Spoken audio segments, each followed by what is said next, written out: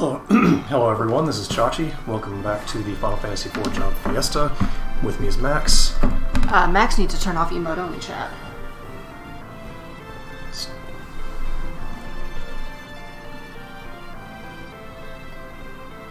Why aren't you in the mod view? Because you didn't open it yet. I was going there, Alright. and then I realized it was in...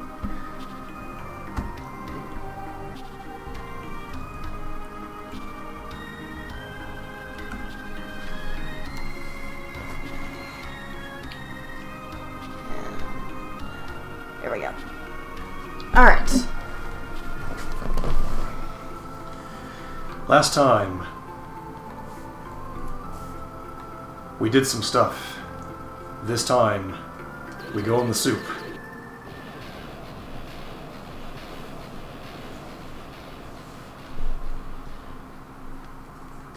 Here we are at the entrance to the Void. As you can see, I've spent some time getting cash. And levels. And elixirs.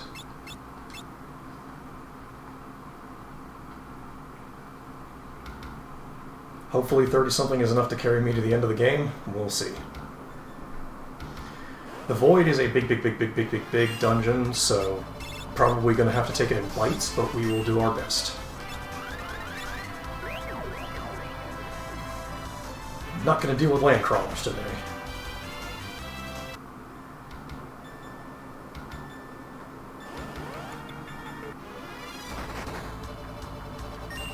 Dorm Chimera, on the other hand, we can cope with.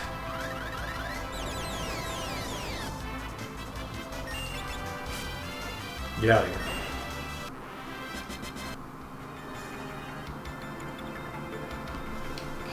Let's see here. Cross this patch, and here's the door to the Void. How convenient. For 1,000 years we lay dormant. Who dares disturb our blah blah blah? Look at these guys. Look at these fucking nerds. It's a lot of nerds. Los monstruos.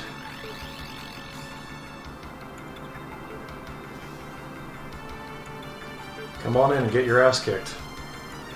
So yeah, the Void is basically a big melange of previous title sets that we've seen. The first one is, of course, the Ronka Ruins.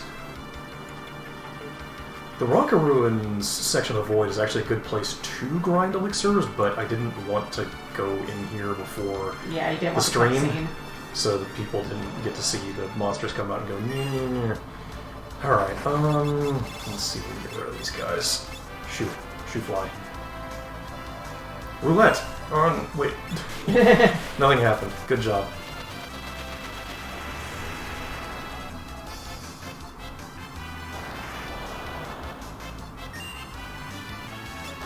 Now, these guys are a bit of a pain because grenades, when they get low on health, will use self-destruct, which inflicts your remaining hit points as damage to a random target.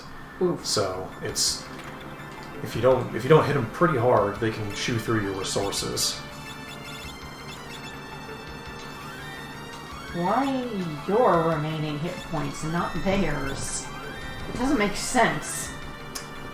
Let me clarify. When I say your, I mean the user of self-destruct.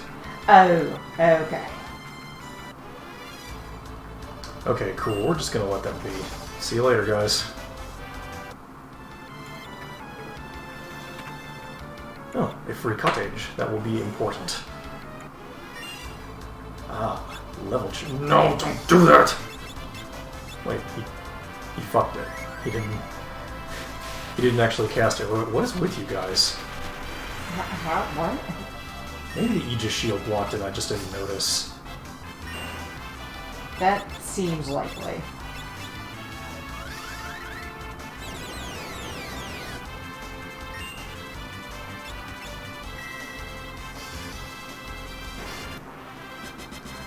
The secret power of the Sage Staff is that it does a decent amount of damage for being a stick. Nope. See you later. Not doing that. Boy, these guys do a lot of damage.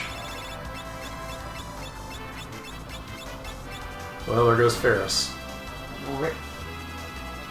Can I go now? No.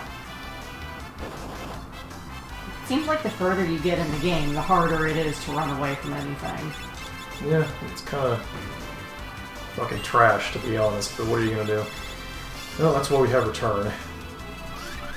And teleport. Mm-hmm. Just not going to engage with the instant kill, guys.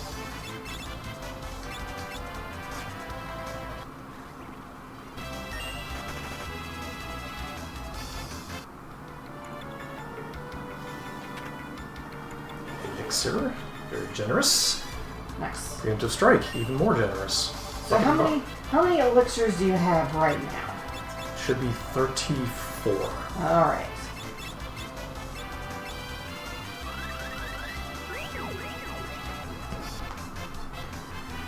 Yeah, the level checker enemy in this section of the dungeon has a good chance to drop elixirs, and I believe in the next room down you find a fair couple of them in encounters.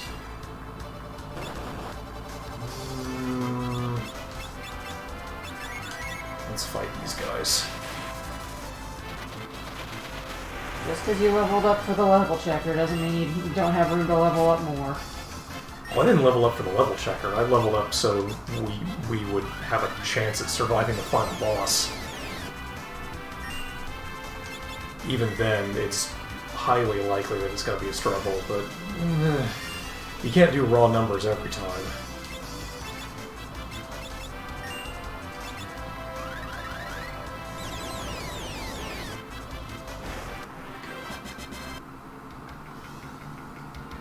Yeah, down on the next floor, around here, I believe, is where you start getting into fights with like 2 or 3 level checkers at a time. It's a very easy encounter if you can confuse them, because then they literally can't do anything to you. But even so, they're not like mega threatening as long as you can take care of them before they get 2 turns. So it's a decent way to grind elixirs. Aha. Provided you can take care of them before 2 turns. Yes, you have to be able to throw down some spike damage. Invisible floors here. I know chains, that's what it is. You use the chains to get around. Similar but different to the old Ronka ruins. We got 2 paths here. Oh look! Level checkers. Hey guys, how you doing? Oh, they're literally called level checkers. Yeah. I thought you were being You thought facetious. I was being... Yeah. No? Hey, Allie. Hey, Allie. How you doing? Sorry to hear about your hardware trouble. That's a big pain in the ass. Yeah. We were dealing with some software trouble. Wait, what happened to Ferris's MP? That's vexing. Oh well, I brought you first.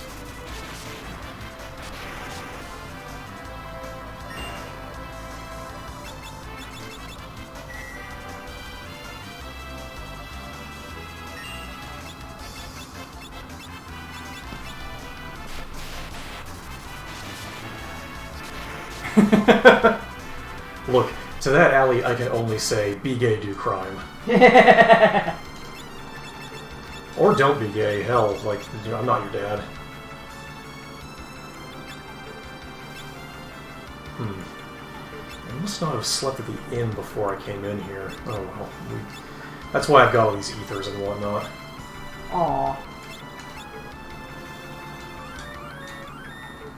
Well, I can't comment on your personal life, but, like, let's not overestimate my ability to be a parent.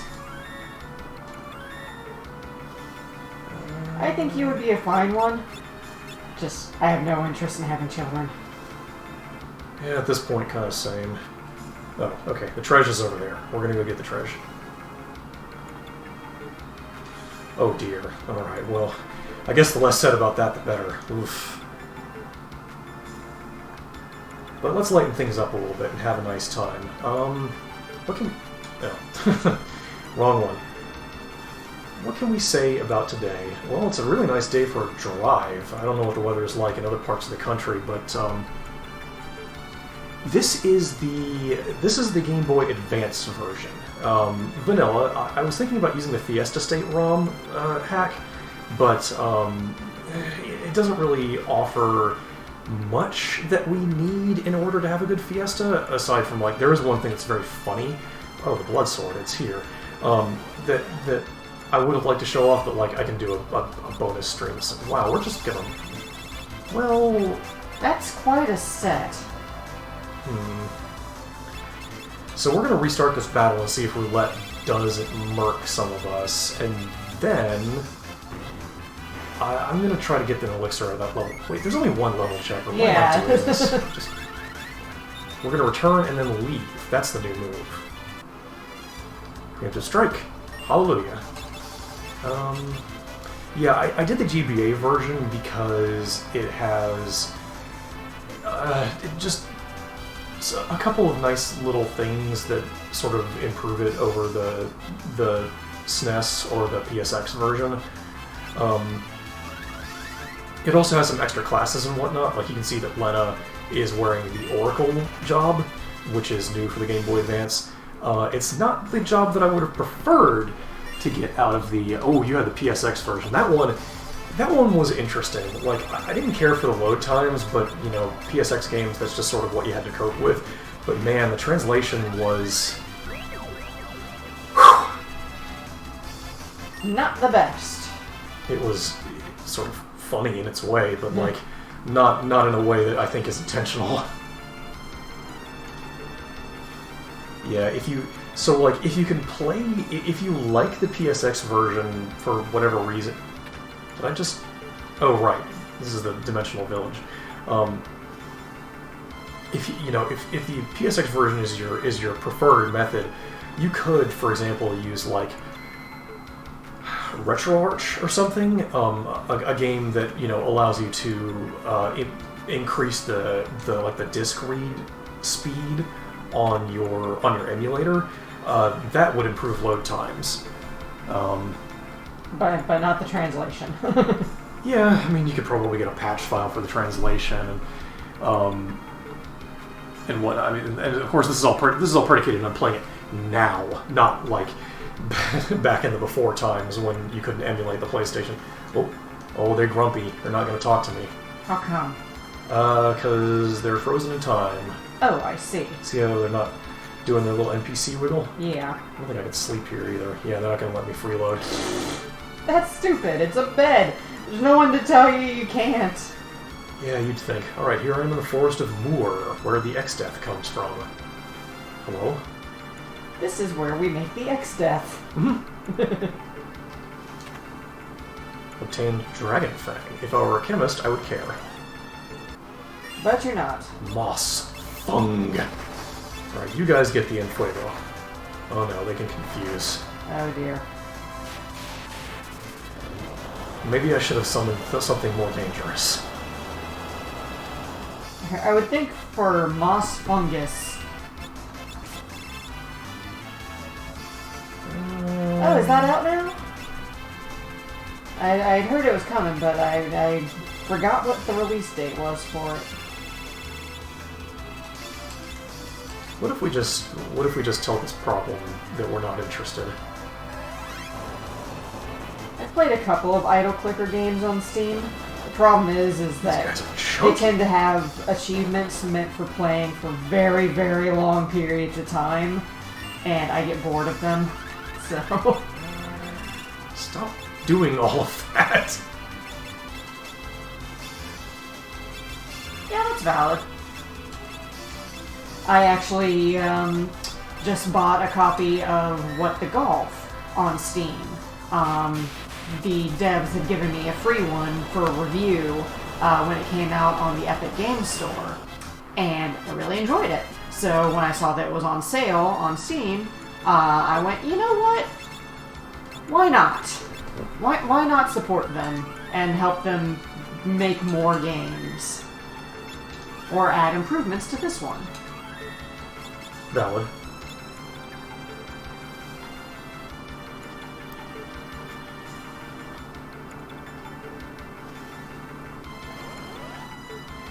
So it's like... Farfarello. It's like that, like and not like that one achievement. I think it's the Stanley Parable, where it asks you to not play for like 5 years to get the achievement. It's like, doesn't mean you have to play every day. You come back in a year.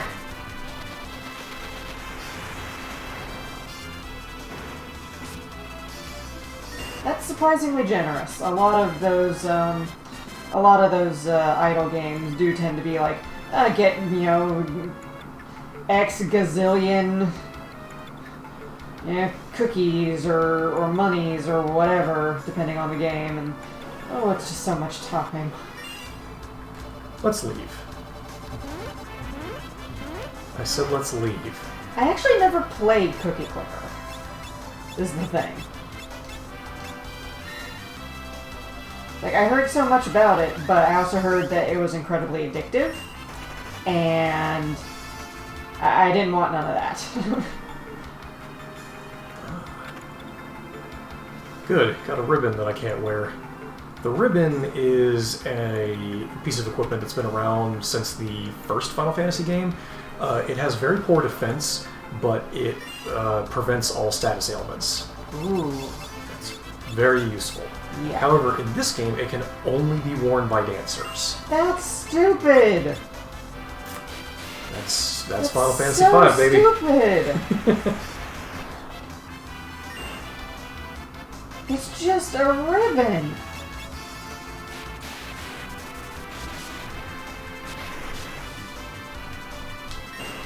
Ribbon is like the one thing that makes Dancer halfway worthwhile as opposed to complete trash.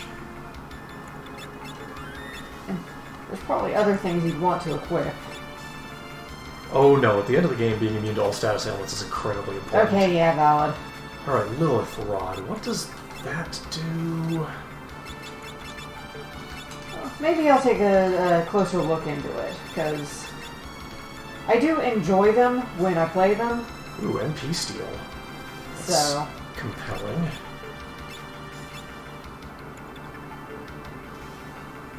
Let's see. The forest is kind of difficult to navigate. It's, by and large, just a big, broad area that's kind of hard to see in. Yeah. This game really likes their hidden areas. Hidden paths. Yeah, the shaded forests. The dungeon design could be better.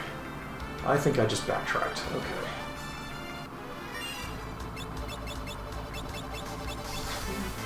What if we don't fight 3 moss fungi?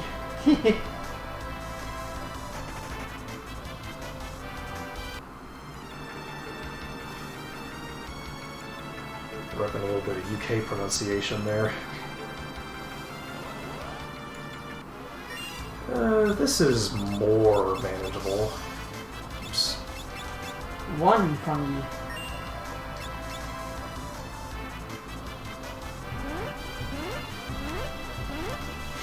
I'm trying to think if I've ever played a clicker before.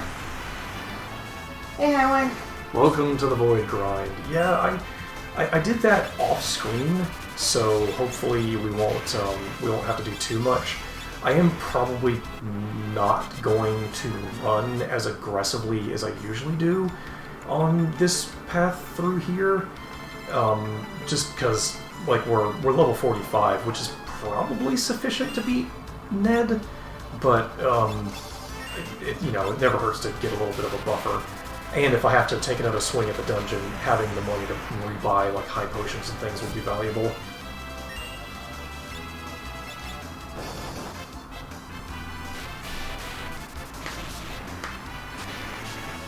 I'm not familiar with Progress Quest. Progress Quest was pretty popular a couple of years ago. Oh, I have played a clicker game. I played Shark Clicker. Shark Clicker? Which was all about collecting fish. Huh. To preserve your shark civilization.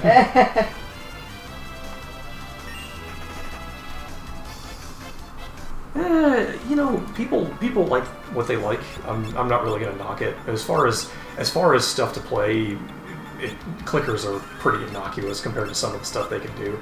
Like, I don't normally try to knock things that are really a matter of taste, but like, fucking don't play Death Stranding. It is slop. It is absolute hog's shit ass fucking garbage. Alphysteri. She's here.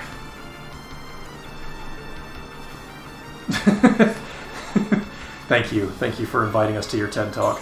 Uh-oh, reflect. What are we gonna do? I mean, there are several clickers that are just capitalism simulators.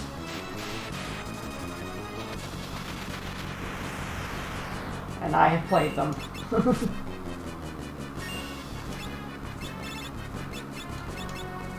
What if we just blow Caliphysteria to smithereens with Thunderstorm? Yeah. If you enjoy a game, you know, there's no shame in supporting them. No matter how simple it is. Ah, she cast Reflect on one of us. Probably going to start reflecting healing spells if I had to guess. I could dispel that. Do I have Dispel? I thought that was a white magic spell. I don't think you have Dispel. Interesting how Drain didn't get reflected. Remember, folks, Final Fantasy V has mechanics for thee, but not for me.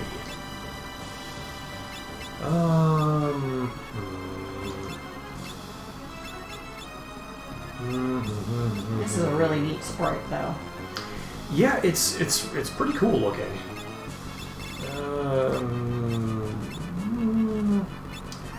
What if condemn Brimstone? I still don't quite understand how Oracle works. Nobody does. It's not possible to understand. It's advanced number wang.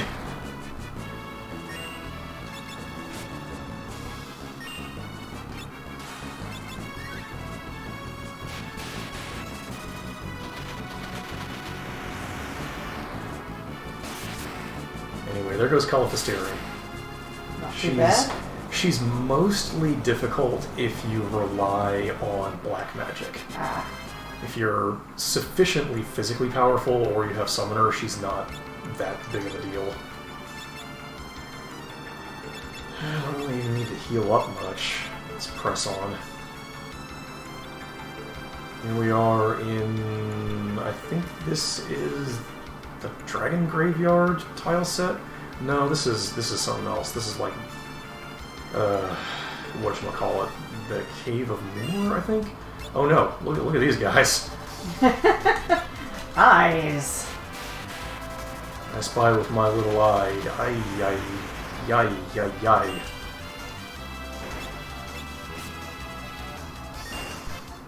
Anyway, there they go. We're still gaining levels at a decent clip. Let's see. What's in here? Tresh. Tresh. Oh. Well, bye. Terribly sorry to have intruded upon your time. Yeah, Great Dragon is basically, what if we had a red dragon, but it was awful? Got a coral ring, that's handy. Yeah, that's the no water damage, right? Correct. Let's go ahead and save our game here. Yeah, like, Troll, recently, a game that she really loves, released a sequel. It's a game called Happy Hearts Diner, and it's an iOS game, or just mobile game, so you can get it on Android as well. And it's a sweet little game. You can finish it pretty quickly. But she actually bought some... oh dear. Some purchasable content in it. Because she really likes the games and wants to support the devs. I didn't want to interrupt you, but this is one of the optional super bosses. This is Omega, and there is very little legitimate way my party could beat him. So I'm going to do an illegitimate way. Oh, is it time to sit? It's time to sit. It's time to sit. It's time. Yeah, there goes Ferris. Jesus Christ. Alright, let's see. Well, there's Wave Cannon. Alright, so first things first. Where is Quick? There you are. I mean, I've got the ability to do Triple Crown, so might as well. The thing we're going to do here is known as the Quick Leak method.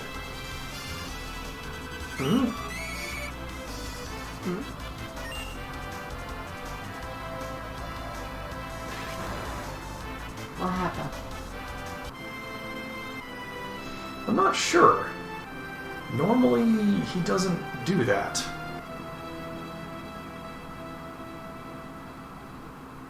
Oh well, we just saved. Possibly the thing that I need to do is bounce.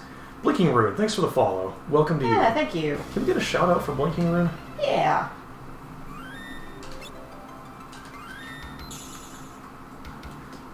Let's see, have I got any Reflect Rings? I think I have one, maybe? Yeah, okay, I got a couple. Ocarina of Time, were you doing a randomizer? Oh, that's no problem. We really appreciate it. Yeah, we're just happy to have you around. Okay. Stretch break. We have a redeemed stretch break. Oh, well, then I guess I'd better redeem stretch break. And while I'm doing that, I'll talk about how I generally stretch. I'm in a pretty sedentary job, which means that my back is not as strong as it could be. And in order to keep it from like tightening up and whatnot, generally what I like to do is a couple of exercises. These also help your neck, but generally I begin by getting my feet about shoulder width apart, and I stand up as straight as I can, and then I just tilt my head gently to one side, either over the left or the right shoulder, keeping my face forward, but just angling my neck. Then I get the hand on the same side, and I lift it up, and I get the little sort of yoke of your thumb, where it meets the wrist, and I put that on top of my head, and then I just let my arm weigh my head down a little bit to stretch the neck a little bit more. And for about 10 seconds. And then I do the same thing on the other side.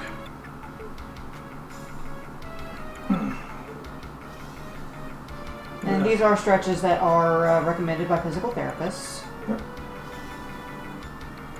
And then the next thing I do, this is an interesting one. I take one of my hands and I put the back of my hand on the small of my back. Then I look down at the same armpit. Just kind of crane your head down so you know your neck starts to stretch. Then I put my other hand on the back of my head and just let it weigh my head down. And you can feel that really deepen out. Generally, when you straighten your neck, you'll know which muscle I'm talking about. It really deepens the stretch on that muscle. You do that for about 10 seconds. And then, of course, you repeat on the other side. You generally want, when you're stretching, you want to go slow and smooth. Don't hurry it, because that's the way to hurt yourself. And don't bounce either. That may be a habit that some have developed. But it's really not a good idea. It can feel good, but it's not doing much for you when you bounce. And the next thing I do is I just get back in a neutral position, feet shoulder width apart, and I just take one of my hands and I just reach up towards the ceiling as far as I can go. While fighting the urge to kind of tilt my body, and when you do this, you'll feel the muscles in your shoulder sort of subluxate a little bit, and they start to sort of shift some. You might hear a little bit of like popping and whatnot if you're really stiff. Then I turn my palm towards my head and I just gently lean to the opposite side of that arm, like I'm reaching over my body for something that's like on a ledge. And just hold that for a little bit. And then you do the same thing on the other side. And you can feel that really open up the big lateral muscles running along your rib cage, kind of wrapping around from your spine. Then you generally want a lot of room to do this. You want at least enough room to swing a cat, because you gotta get your wingspan open. Just stick both your hands out to the sides like you're an airplane, and then just swing your arms from side to side. Or rather, it's not swinging. It's more of a pivot at the hips. You're just twisting at the hips, keeping your feet forward. You don't really need to move your head. And just do this, 10, 15 times on each side. If you are finding that this causes discomfort, think of it more like you're moving a hand back rather than throwing it forward. I find that helps me keep from being too aggressive with the motions. And of course, we've got some other things, but we're also broadcasting, so I'm going to just call that like part one of the things I do to keep my back somewhat healthy while I'm sitting at the claw getter all day. All right, let's take another swing at Omega. And Allie, we will we'll see if we can find some pictures or videos of how to do some of those stretches for you. Oh, he fast. Okay. And I'm not surprised that THC also helps with stiffness. It just sort of generally allows you to relax more. Okay, this should reflect. There we go. So as you can see, the poison rod did break, but this puts me in an awkward position because I think the slip from Wave Cannon might kill me before his health runs out. Well, no, Kryle's fine. Okay, so yeah, the way Quick Leap works is that when you cast Quick, the caster immediately gets to act twice. You're basically burning magic for more turns. And one of the weird eccentricities of Quick is that the battle doesn't really resume until you take your second action. However, things that are on a counter like Slip, as you can see from Butts and Lena rapidly, heading down towards 0, will continue to work. Omega is healed by poison damage, but he is vulnerable to Slip status, which means that his health is slowly counting down right now, at about the same rate as Butts or Lena's. The trick is he's got like 80,000 health or something. I don't remember off the top of my head, but the point is we might be here for a little while. So as long as Kryle does not take her move... Yeah, as long as we have the menu open, Slip will continue to count down. And eventually, Omega will die from poison. So, probably what I'll do is I might read you guys a story. It is not Halloween yet, but I feel like... Yeah, turbo button would help, but that's still a long time holding the turbo button. Mm-hmm. Let's see, where is... I know that it's available for... Do you want me to just get your copy? What's that? You want me to just get your copy? Copy of what? I thought you were going to be reading some more Night in the Lonesome October. No, I'm going to save that for October proper. I thought we would just get in the spirit of things. Let's see... I figured Omega would be deeper into the void than this. No, he's really just placed to ambush you, completely subvert your expectations of, okay, maybe this will ramp up slowly. Just gonna check on BizHawk. Yep, there it is. We're just having a little staring contest with Omega. So this is a pretty good science fiction novella by John W. Campbell. Fans of horror films have probably encountered this story before in the form of the movie The Thing, which was, I think, originally on the big screen as The Thing from Another World back in the 50s, I want to say, as a black and white film, and remade much more famously by John Carpenter in the early 80s as just The Thing. It's entitled Who Goes There? And it's about 40 pages long. It should be noted also that John W. Campbell used a pen name for this. He went by Don A. Stewart when the novella was first published. Anyway, here's Who Goes There by John W. Campbell, Chapter 1. The place stank. A queer, mingled stench that only the ice-buried cabins of an Antarctic... Cabins? Did you hear that shit? Cabins of an Antarctic camp know, compounded of reeking human sweat and the heavy fish oil stench of melted seal blubber. An overtone of liniment combated the musty smell of sweat and snow-drenched furs. The acrid odor of burnt cooking fat and the animal, not unpleasant smell of dogs, diluted by time, hung in the air. Lingering odors of machine oil contrasted sharply with the taint of harness dressing and leather. Yet somehow through all that reek of human beings and their associates, dogs, machines, and cooking, came another taint. It was a queer, neck-ruffling thing, a faintest suggestion of an odor alien among the smells of industry and life. And it was a life smell, but it came from the thing that lay bound with cord and tarpaulin on the table, dripping slowly, methodically onto the heavy planks, dank and gaunt under the unshielded glare of the electric light. Blair, the little bald-pated biologist of the expedition, twitched nervously at the wrappings, exposing clear, dark ice beneath and then pulling the tarpaulin back into place restlessly.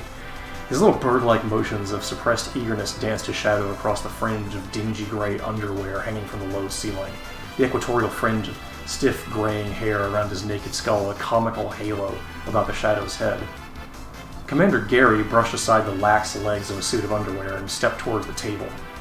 Slowly his eyes traced around the rings of men sardined in the administration building. His tall, stiff body straightened finally, and he nodded. 37, all here. His voice was low, yet carried the clear authority of a commander by nature, as well as by title. You know the outline of the story back of that... Boy, that's kind of a clunky sentence, John. Story back of that find of the secondary pole expedition. I've been conferring with the second-in-command MacCready and Norris, as well as Blair and Dr. Copper. There's a difference of opinion, and because it involves the entire group, it is only just the entire expedition personnel act on it. I am going to ask MacCready to give you the details of the story because each of you has been too busy with his own work to follow closely the endeavors of the others. MacCready? Moving from the smoke-blued background, MacCready was a figure from some forgotten myth, a looming bronze statue that held life and walked. 6 feet 4 inches he stood as he halted beside the table, and with a characteristic glance upward to assure himself of room under the lower ceiling beam, straightened. His rough, clashingly orange windproof jacket he still had on, yet his huge frame on his huge frame it did not seem misplaced. Even here, 4 feet beneath the drift wind that droned across the Antarctic waste above the ceiling, the cold of the frozen continent leaked in and gave meaning to the harshness of the man. And he was bronze, his great red bronze beard, the heavy hair that matched it, the gnarled, corded hands gripping and relaxing on the table planks were bronze. Even the deep sunken eyes beneath heavy brows were bronzed. Age-resisting endurance of the metal spoke in the cragged, heavy outlines of his face and the mellow tones of his heavy voice. Norris and Blair agree on one thing. That animal we found was not terrestrial in origin.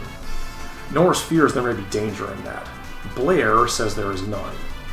But I will go back to how and why we found it. To all that was known before we came here, it appeared that this point was exactly over the south magnetic pole of Earth. The compass does point straight down here, as you all know. The more delicate instruments of the physicists, instruments especially designed for this expedition and its study of the magnetic pole, detected a secondary effect. A secondary, less powerful magnetic influence about 80 miles southwest of here. The secondary magnetic expedition went out to investigate it. There is no need for details. We found it, but it was not the huge meteorite or magnetic mountain Norris had expected to find. Iron ore is magnetic, of course. Iron more so, and certain special steels even more magnetic from the surface indications. Magnetic from the surface indication. This is formatted kind of weird. The secondary pole we found was small. So small that the magnetic effect it had was preposterous. No magnetic material conceivable could have that effect. Sounding through the ice indicated it was within 100 feet of the glacier surface. I think you should know the structure of the place. There is a broad plateau, a level sweep that runs more than 150 miles due south from the secondary station. Van Wall says he didn't have time or fuel to fly farther, but it was running smoothly south then. Right there, where that buried thing was, there is an ice-drowned mountain ridge, a granite wall of unshakable strength that has dammed back the ice creeping from the south. And 400 miles due south is the South Polar Plateau. You have asked me at various times why it gets warmer here when the wind rises, and most of you know. As a meteorologist, I'd have staked my word that no wind could blow at minus 70 degrees, that no more than a 5-mile wind could blow at minus 50 without causing warming due to friction with ground, snow, and ice, and even the air itself. We camped there on the lip of that ice-drowned mountain range for 12 days. We dug out camp into the blue ice that had formed the surface and escaped most of it, but for 12 consecutive days the wind blew at 45 miles per hour. It went as high as 48 and fell to 41 at times. The temperature was minus 63 degrees. It rose to minus 60 and fell to minus 68. It was meteorologically impossible, and it went on uninterruptedly for 12 days and 12 nights. Somewhere to the south, the frozen air of South Polar Plateau slides down from that 18,000-foot bowl down to a mountain pass over a glacier and starts north. There must be a funneling mountain chain that directs it and sweeps it away for 400 miles to hit that bald plateau where we found the secondary pole, and 350 miles farther north reaches the Antarctic Ocean. It's been frozen there since Antarctica froze nearly 20 million years ago. There has never been a thaw there. 20 million years ago, Antarctica was beginning to freeze. We've investigated, thought, and built speculations. What we believe happened was about like this. Something came down out of space. A ship. We saw it there in the blue ice, a thing like a submarine without a conning tower or directive vanes, 280 feet long and 45 feet in diameter at its thickest. What's that, Van Wall? Space? Yes, but I'll explain that better later. McCready's steady voice went on. It came down from space, driven and lifted by forces men haven't discovered yet, and somehow, perhaps something went wrong then. It tangled with Earth's magnetic field. It came south here, out of control probably, circling the magnetic pole. That's a savage country there, but when Antarctica was still freezing, it must have been 1,000 times more savage. There must have been blizzard snow as well as drift, new snow falling as the continent glaciated. The swirl there must have been particularly bad, the wind hurling a solid blanket of white over the tip of that now buried mountain. The ship struck solid granite head-on and cracked up. Not every one of the passengers in it was killed, but the ship itself must have been ruined, her driving mechanism locked. It tangled with Earth's field, Norris believes. No thing made by intelligent beings can tangle with the dead immensity of a planet's natural forces and survive. I really like that sentence. It's very powerful. One of its passengers stepped out. The wind we saw there must have never fell below 41, and the temperature never rose above minus 60. Then the wind must have been stronger, and there was drift falling in a solid sheet. The thing was completely lost in 10 paces. McCready paused for a moment, his deep, steady voice giving way to the drone of wind overhead and the uneasy, malicious gurgling in the pipe of the galley stove. Drift. A drift wind was sweeping by overhead. Right now, the snow picked up by the mumbling wind fled in level, blinding lines across the face of the buried camp. If a man stepped out of the tunnels that connected each of the camp buildings beneath the surface, he'd be lost in 10 paces. Out there, the slim, black finger of the radio mast lifted 300 feet into the air, and at its peak was the clear night sky, a sky of thin, whining wind rushing steadily from beyond to another beyond in a licking, curling mantle of the aurora. And off north, the horizon flamed with queer, angry colors of midnight twilight. That was spring 300 feet above Antarctica. At the surface, it was white death. Death of a needle-fingered cold driven before the wind, sucking heat from any warm thing. Cold and white mist of endless, everlasting drift, the fine particles of licking snow that obscured all things. Kinner, the little scar-faced cook, winced. 5 days ago, he had stepped out to the surface to reach a cache of frozen beef. He had reached it, started back, and the drift wind leapt out of the south. Cold white death that streamed across the ground blinded him in 20 seconds. He stumbled on wildly in circles. It was half an hour before the rope-guided men from below found him in the impenetrable murk. It was easy for man, or thing, to get lost in 10 paces. And the driftwind was probably more impenetrable than we know. McCready's voice snapped Kinner's mind back to the present. Back to welcome dank warmth of the ad building. The passenger of the ship wasn't prepared either, it appears. It froze within 10 feet of the ship. We dug down to find the ship, and our tunnel happened to find the frozen animal. Barclay's ice axe struck its skull. When we saw what it was, Barclay went back to the tractor, started the fire up, and when the steam pressure built, sent a call for Blair and Dr. Copper. Barclay himself was sick then. Stayed sick for 3 days, as a matter of fact. When Blair and Copper came, we cut out the animal in a block of ice, as you see, wrapped it, and loaded it on the tractor for return here. We wanted to get into that ship. We reached the side and found the metal was something we didn't know. Our beryllium bronze non-magnetic tools wouldn't touch it. Barclay had some tool steel on the tractor, and that wouldn't scratch it either. We made reasonable tests, even tried some acid from the batteries, and no results. They must have had a passivating process to make magnesium metal resist acid that way, and the alloy must have been at least 95% magnesium. But we had no way of guessing that, so when we spotted a barely open locked door, we cut around it. There was clear, hard ice inside the lock where we couldn't reach it. Through the little crack, we could look in and see that only metal and tools were in there. So we decided to loosen the ice with a bomb. We had deconite bombs and thermite. Thermite is the ice softener. Deconite might have shattered valuable things, where the thermite's heat would just loosen the ice. Dr. Copper, Norris, and I placed a 25-pound thermite bomb, wired it, and took the connector up the tunnel to the surface, where Blair had the steam tractor waiting. 100 yards on the other side of that granite wall, we set off the thermite bomb. The magnesium metal of the ship caught, of course. The glow of the bomb flared and died, then it began to flare again. We ran back to the tractor, and gradually the glare built up.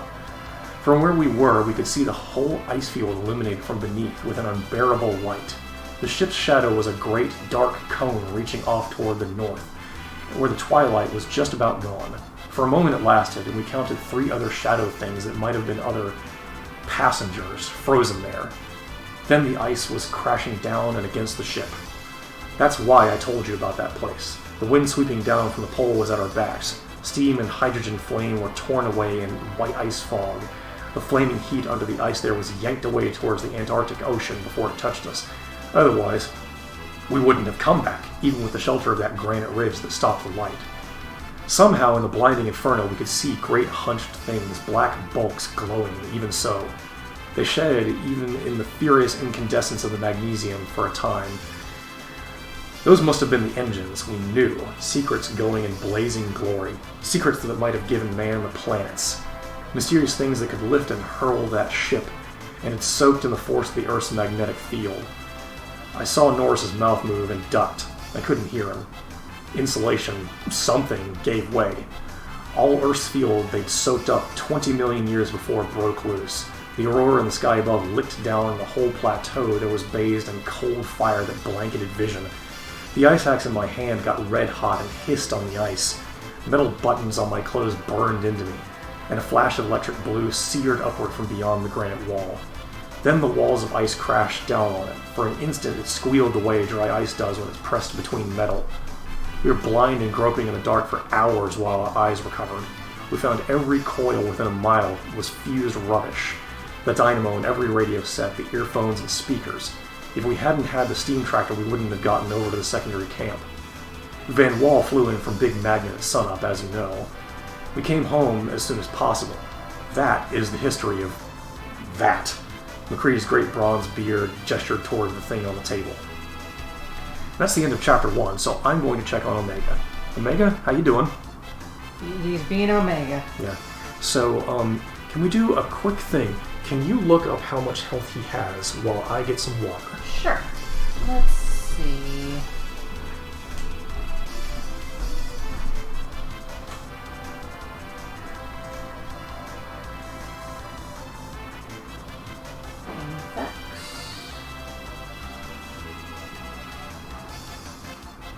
Boss Guide.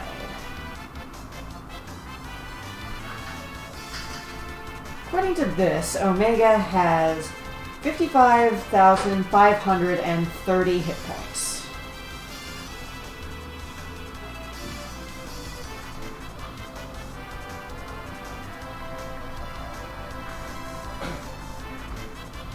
words of the great man himself. That's a lot of nuts.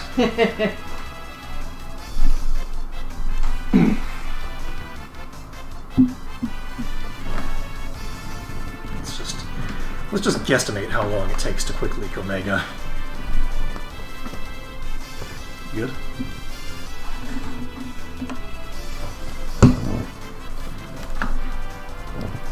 I mean, we've seen people do it. It takes a while.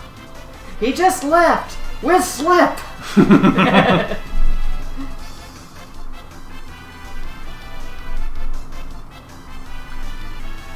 Let's see. How long does this take?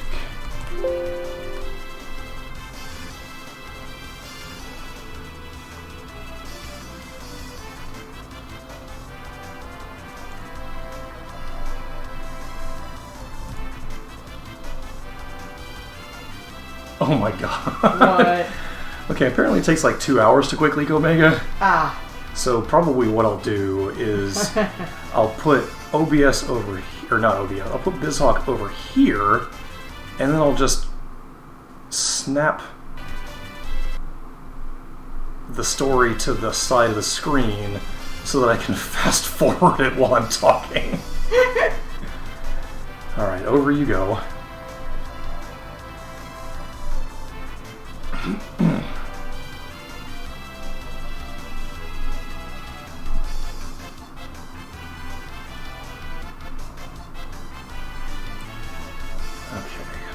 How do I hide the page preview? Maybe I can't. Maybe I'll just do my best. Can we toggle turbo on? You know, that's a good idea. Let's see.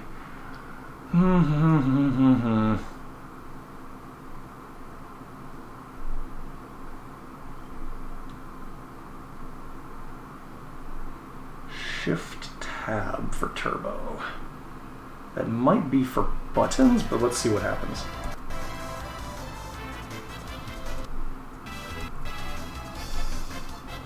Doesn't look like that did anything, so I think that's for turbo button. What other hotkeys we got? Frame advance. I know there's a way to just increase the speed. There we go, increase speed. Alright, activate the turbo. 6,400% speed, go! Sorry about the sound. You guys may want to just, like, put on a little music or something. Maybe we should mute it. Yeah, sure. This is the noise of chaos. It sure is. Alright. Gonna take a sip of water.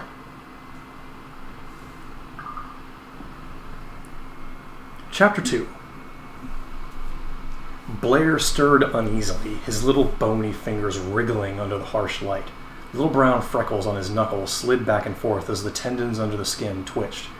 He pulled aside a bit of the tarpaulin and lurked impatiently at the dark, ice-bound thing inside. McCready's big body straightened somewhat. He'd ridden the rocking, jarring steam tractor 40 miles that day, pushing onto Big Magnet here. Even his calm will had been pressed by this anxiety to mix again with humans. It was lone and quiet out there in the secondary camp where a wolf wind howled down from the pole. Wolf wind howling in his sleep. Winds droning in the evil, unspeakable face of that monster leering up as he'd first seen it through clear blue ice, with a bronze ice axe buried in its skull. The giant meteorologist spoke again. The problem is them. Blair wants to examine the thing, thaw it out and make microslides of its tissues and so forth. Norris doesn't believe that is safe, and Blair does. Dr. Copper agrees pretty much with Blair. Norris is a physicist, of course, not a biologist, but he makes a point that I think we should all hear. Blair has described the microscopic life forms biologists find living, even in this cold and inhospitable place. They freeze every winter and they thaw every summer for 3 months and live. The point Norris makes is they thaw and live again. There must have been microscopic life associated with this creature. There is with every living thing we know. And Norris is afraid that we may release a plague, some germ disease unknown to Earth, if we thaw those microscopic things that have been frozen there for 20 million years. Blair admits that such microlife might retain the power of living. Such unorganized things as individual cells can retain their life for unknown periods, when solidly frozen. The beast itself is as dead as those frozen mammoths they find in Siberia. Organized, highly developed life forms can't stand that kind of treatment. But microlife could. Norris suggests that we may release some disease form that man, never having met it before, will be utterly defenseless against. Blair's answer is that there may be such still living germs, but that Norris has the case reversed. They are utterly non-immune to man. Our life chemistry probably, the little biologist's head lifted in a quick bird-like motion. The halo of gray hair about his head ruffled as though angry. One look. I know, McCready acknowledged. The thing is not earthly. It does not seem likely that it can have a life chemistry sufficiently like ours to make a cross-infection remotely possible. I would say that there's no danger. McCready looked towards Dr. Copper. The physician shook his head slowly. None whatsoever, he asserted confidently. Man cannot infect or be infected by germs that live in such comparatively close relatives as the snakes, and they are, I assure you, his clean-shaven face grimaced uneasily, much nearer to us than that. Vance Norris moved angrily. He was comparatively short in this gathering of big men, some 5'8", and his stocky, powerful build tended to make him seem shorter. His black hair was crisp and hard like short steel wires, and his eyes were the gray of fractured steel. If McCready was a man of bronze, Norris was all steel. His movements, his thoughts, his whole bearing had the quick, hard impulses of steel spring. His nerves were steel, hard, quick-acting, swift corroding. He was decided on his point now, and he lashed out in its defense with a characteristic quick, clipped flow of words. Different chemistry be damned. That thing may be dead, or by God, it may not, but I don't like it. Damn it, Blair, let them see the foul thing and decide for themselves whether or not they want that thing thawed out in this camp. Thawed out, by the way. That thing's got to be thawed out in one of the shacks tonight. If it is thawed out, somebody. Who's watchman tonight? Oh, magnetic? Oh, Connet, cosmic rays tonight, huh? Well, you get to sit up with that 20-million-year-old mummy of his. Unwrap it, Blair. How the hell can they tell what they're buying if they can't see it? It may have a different chemistry. I don't know what else it has, but I know it has something I don't want. If you can judge by the look on its face, it isn't human, so maybe you can't. It was annoyed when it froze. Annoyed, in fact, is just about as close an approximation of the way it felt as crazy, mad, insane hatred. Neither one touches the subject. How the hell can these birds tell what they're voting on? They haven't seen those 3 red eyes and the blue hair like crawling worms. Crawling. Damn it, it's crawling there in the ice right now. Nothing Earth ever spawned had the unutterable sublimation of devastating wrath that thing let loose in its face when it looked around this frozen desolation 20 million years ago. Mad. It was mad clear through. Searing, blistering mad. Well, I've had bad dreams ever since I looked at those 3 red eyes. Nightmares, dreaming the thing thawed out and came to life. That it wasn't dead or even wholly unconscious all those 20 million years, but just slowed, waiting. Waiting. You'll dream too while that damn thing the Earth wouldn't own is dripping the Cosmos house tonight. And Conant, Norris whipped towards the cosmic ray specialist, won't you have fun sitting up all night in the quiet, wind whining above and that thing dripping? He stopped for a moment and looked around. I know, that's not science, but this is. It's physiology, or it's psychology. You'll have nightmares for a year to come. Every night since I looked at that thing, I've had them. That's why I hate it. Sure I do, and I don't want it around. Put it back where it came from and let it freeze for another 20 million years. I had some swell nightmares. That it wasn't made like we are, which is obvious, but of a different kind of flesh that it can really control, that it can change its shape and look like a man, and wait and kill and eat. That's not a logical argument, I know it isn't. The thing isn't Earth logic anyway. Maybe it has an alien body chemistry, maybe its bugs do have a different body chemistry. A germ might not stand that, but Blair and Copper, how about a virus? That's just an enzyme molecule, you've said. That wouldn't need anything but a protein molecule of any body to work on. And how are you so sure that of the million varieties of microscopic life it may have, none of them are dangerous? How about diseases like hydrophobia, rabies, that attacks any warm-blooded creature, whatever its body chemistry may be? And parrot fever? Have you a body like a parrot, Blair? And plain rot, gangrene, necrosis. Do you want that? That doesn't choose you about body chemistry. Blair looked up for his puttering long enough to meet Norris's angry gray eyes for an instant. So far, the only thing you've said that the thing might give us was catching was dreams. I'll go so far to admit that. An impish, slightly malignant grin crossed the little man's seamed face. I had some too, so it's dream infectious. no doubt an exceedingly dangerous malady. So far as your other things go, you have a badly mistaken idea about viruses. In the first place, nobody has shown that the enzyme molecule theory, and that alone, explains them. In the second place, when you catch tobacco mosaic or wheat rust, let me know. A wheat plant is a lot nearer your body chemistry than this other creature is, and your rabies is limited, strictly limited. You can't get it from, nor give it to, a wheat plant or a fish, which is a collateral descendant of a common ancestor of yours, which this, Norris, is not. Blair nodded pleasantly toward the tarpaulin bulk on the table. Well, thaw the damn thing in a tub of formalin if you must thaw it. I've suggested that. And I've said there would be no sense in it. You can't compromise. Why did you and Commander Gary come down here to study magnetism? Why weren't you content to stay at home? There's magnetic force enough in New York. I could no more study this life thing, the life in this thing once had from a formalin pickled sample than you could get from the information you wanted back in New York. And if this one is so treated, never in all time to come can there be a duplicate. The race it came from must have passed away in the 20 millions of years it lay frozen, so that even if it came from Mars then, we'd never find its like. And the ship is gone. There's only one way to do this, and that is the best possible way. It must be thawed slowly, carefully, and not in formalin. Commander Gary stood forward again, and Norris stepped back, muttering angrily. I think Blair is right, gentlemen. What do you say? Conant grunted. It sounds right to us, I think. Only perhaps he ought to stand watch over it while it's thawing. He grinned ruefully, brushing a stray lock of ripe cherry hair back from his forehead. Swell idea, in fact, if he sets up with his jolly little corpse. Gary smiled slightly. A general chuckle of agreement rippled over the group. I should think any ghost it may have had would have starved to death if it hung around here that long, Conant, Gary suggested. And you look capable of taking care of it. Iron Man Conant ought to be able to take out any opposing players still. Conant shook himself uneasily. I'm not worrying about ghosts. Let's see that thing. Eagerly, Blair was already stripping back the ropes. A single throw of the tarpaulin revealed the thing. The ice had melted somewhat in the heat of the room, and it was clear and blue as thick, good glass. It shone wet and sleek under the harsh light of the unshielded globe above. The room stiffened abruptly. It was face up there on the plain, greasy planks of the table. The broken half of the bronze ice axe was still buried in the queer skull. 3 mad, hate-filled eyes blazed up with a living fire, bright as fresh-spilled blood, from a face ringed with a writhing, loathsome nest of worms, blue, mobile worms that crawled where hair should grow. Van Wall, 6 feet and 200 pounds of ice-nerved pilot, gave a queer, strangled gasp and stumbled his way out to the corridor. Half the company broke for the doors.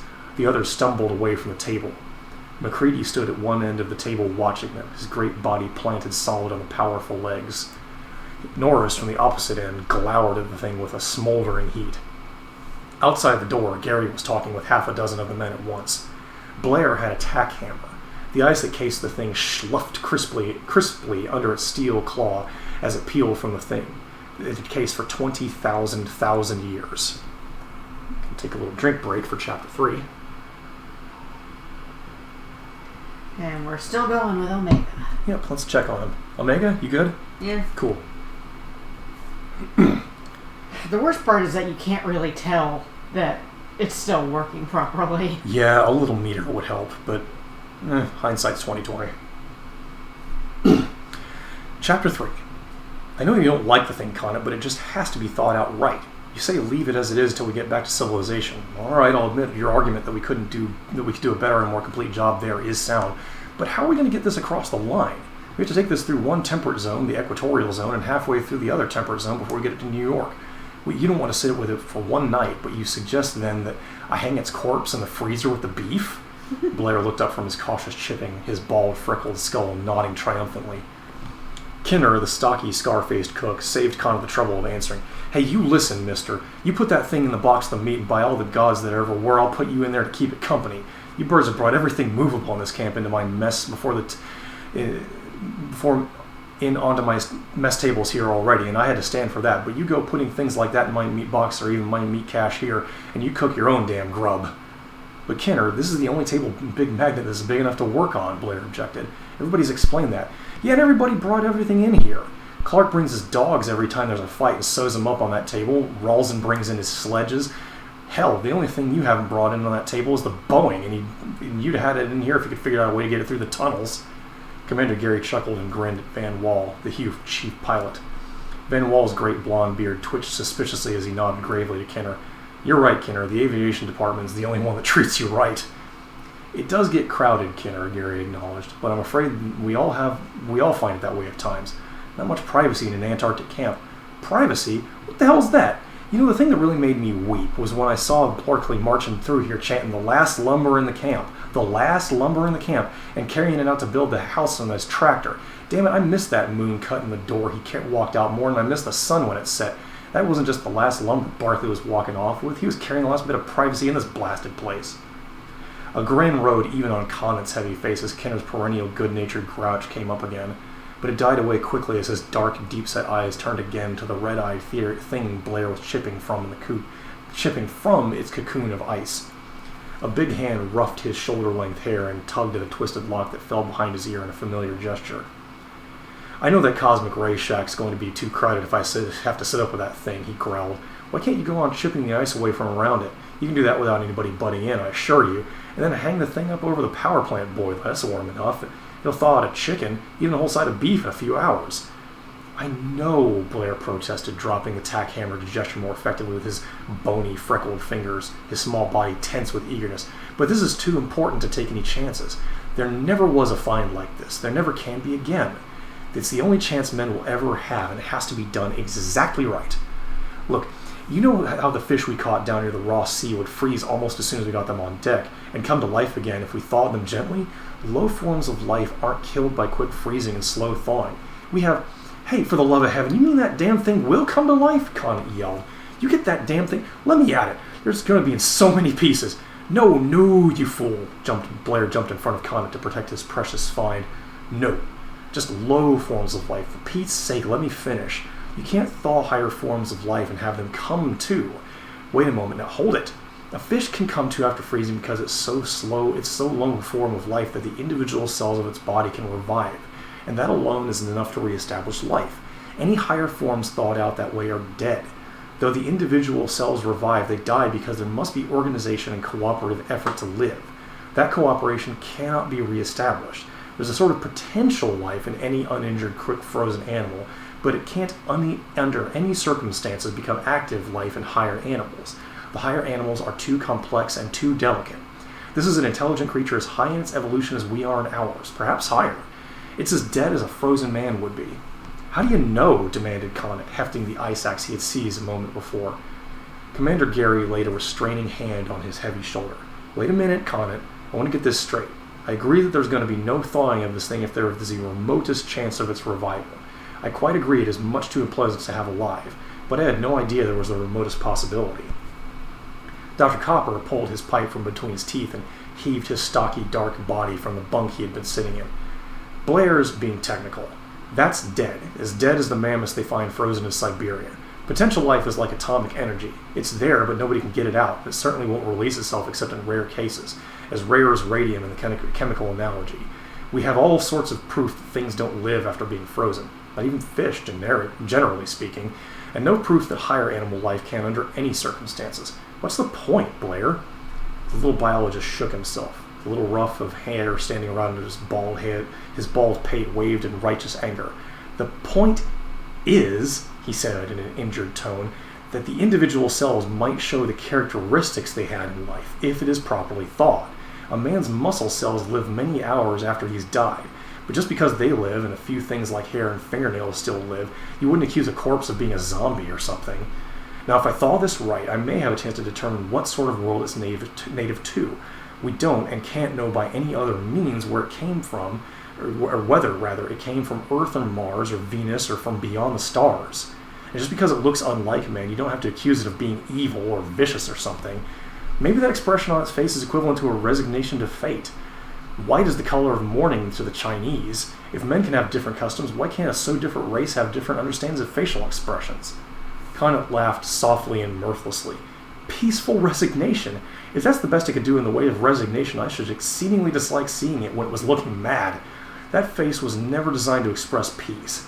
It just didn't have any philosophical thoughts of like peace in its makeup. I know it's your pet, but be sane about it. The thing grew up on evil, adolescent, slowly roasting alive the local equivalent of kittens, and amused itself through maturity on new and ingenious torture. You haven't the right to say that, snapped Blair. How do you know the first thing about the meaning of a facial expression inherently inhuman? It may well have no human equivalent whatever. This is just a different development of nature, another example of nature's wonderful adaptability, growing in another, perhaps harsher world. It has a different form and features, but it's just as much as a legitimate child of nature as you are. You are displaying the childish human weakness of hating the different. On its own world, it would probably class you as a fish-belly white monstrosity with an insufficient number of eyes and a fungoid body pale and bloated with gas. Just because its nature is different, you haven't even right to say it's necessarily an evil. Norris brought out a single explosive "Ugh!" He looked down at the thing. Maybe that thing from other worlds don't have to be evil just because they're different, but that thing was. Child of nature? Well, it was a hell of an equal nature. Oh, you mugs just cut crabbing at each other and get the damn thing off my table, Kinner growled, and put a canvas over it. Looks indecent. Kinner's gone modest, jeered Conant. Kinner slanted his eyes up to the big physicist. The scarred cheek twisted to join the lines of his tight lips in a twisted grin. All right, big boy, and what were you grousing about a minute ago? We can set the thing in a chair next to you tonight if you want. I'm not afraid of its face, Conant snapped. I don't like keeping awake over its corpse particularly, but I'm gonna do it. Kinner's grin spread. Uh-huh. He went off to the galley stove and shook down the ashes vigorously, drowning the brittle chipping of the ice as Blair fell to work again. Have a little more water, because that's the end of Chapter 3. Still going. Yeah, I figured. Even at 64,000 times speed, 2 hours is... Or 6,400, rather. 2 hours is a while. Let's see. 2 hours times 60 minutes...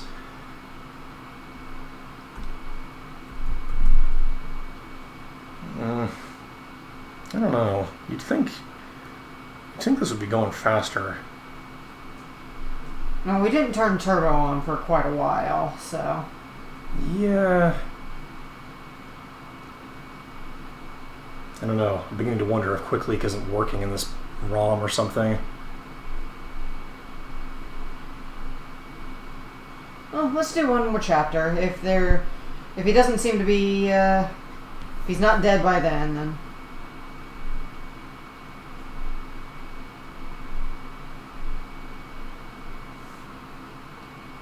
I'm just taking a quick look at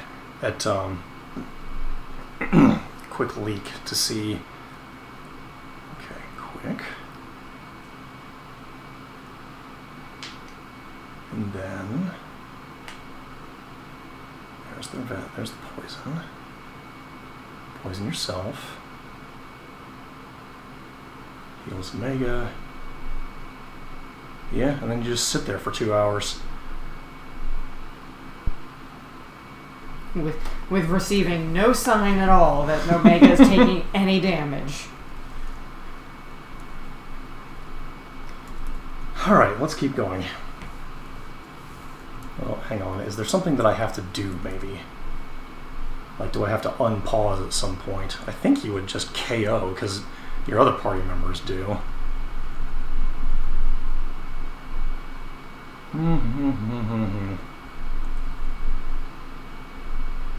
Come on, where's the timestamp? Oh, there he goes. Yeah, he'll just shit the bed after a while. All right, well, another sip of water. We'll go on to Chapter 4.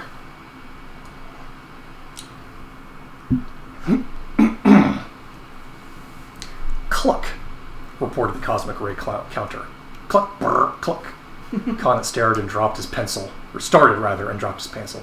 Damnation! The physicist looked out toward the far corner, back at the Geiger counter on the table near that corner, and crawled under the desk at which he had been working to retrieve the pencil. He sat down at his work again, trying to make this writing more even. It tended to have jerks and quavers in it, in time with the abrupt proud hen noises of the Geiger counter. The muted whoosh of the pressure lamp he was using for illumination, the mingled gargles and bugle calls of a dozen men sleeping down the corridor in Paradise House, forming the background sounds for the irregular clucking noises of the counter, the occasional rustle of falling coal in the copper-bellied stove, and a soft, steady drip, drip, drip from the thing in the corner. Conant jerked a pack of cigarettes from his pocket, snapped it so that a cigarette protruded, and jabbed the cylinder into his mouth. The lighter failed to function, and he pawed angrily through the pile of papers in search of a match. He scratched at the wheel of the lighter several times, dropped it with a curse, and got her to pluck a hot coal from the stove with the coal tongs. The lighter functioned instantly when he tried it on returning to his desk. The counter ripped out a series of chuckling guffaws as a burst of cosmic rays struck through to it. Conant turned to glower at it and tried to concentrate on the interpretation of the data collected during the past week. The weekly summary. He gave up and yielded to curiosity, or nervousness. He lifted the pressure lamp from the desk and carried it over to the table in the corner. Then he returned to the stove and picked up the coal tongs. The beast had been thawing for nearly 18 hours now. He poked at it with an unconscious caution. The flesh was no longer hard as an armor plate, but had assumed a rubbery texture. It looked like wet blue rubber glistening under droplets of water like little round jewels in the glare of the gasoline pressure lantern. Conant felt an unreasoning desire to pour the contents of the lamp's reservoir over the thing in its box and dropped a cigarette into it. The 3 red eyes glared up at him sightlessly, the ruby eyeballs reflecting murky, smoky rays of light. He realized vaguely that he'd been looking at them for a very long time, even vaguely understood that they were no longer sightless. But it did not seem of no more importance than the labored, slow motion of the tentacular things that sprouted from the base of the scrawny, slowly pulsing neck. Conant picked up the pressure lamp and returned to his chair. He sat down, staring at the pages of mathematics before him. The clucking of the counter was strangely less disturbing, the rustle of the coals in the stove no longer distracting. The creak of the floorboards behind him didn't interrupt his thoughts. Oh, there it goes. Ah, huzzah! Fuck you, Omega. All right, let's get the turbo back. Config. Let's see. It was minus to decrease speed. 100. Oops, that's 150. 100. Yay, we did it, everybody. I'm going to finish chapter 5. Okay, let's see. Where was I? Oh yes, the rustle of the coals in the stove was no longer distracting. The creak of the floorboards behind him didn't interrupt his thoughts as he went about his weekly report in an automatic manner, filling in columns of data and making brief summarizing notes. The creak of the floorboards sounded nearer. If you were enjoying that story, it is available to read for free. I will put a link in the chat. Or rather, I will send a link to Max and she can put it in the chat. Actually, I'll put it in our Discord. I don't want to bother opening up browser Discord on this computer. Okay, so we win. Obtained 50,000 smackadoodles and 100 job points, but no experience. But also, we get a little medal that says we did it. And according to Highwang, there's some sort of validation method for Triple Crown? Yes, you tweet to Greg. I think you just tweet like Omega and then Shinryu or something when you're done. Let's see. I don't think I need to gold needle Ferris before I use a cottage. So, excuse me. First thing I'm going to do is save state. Because, lordy, I don't want to do that again. No. Let's see.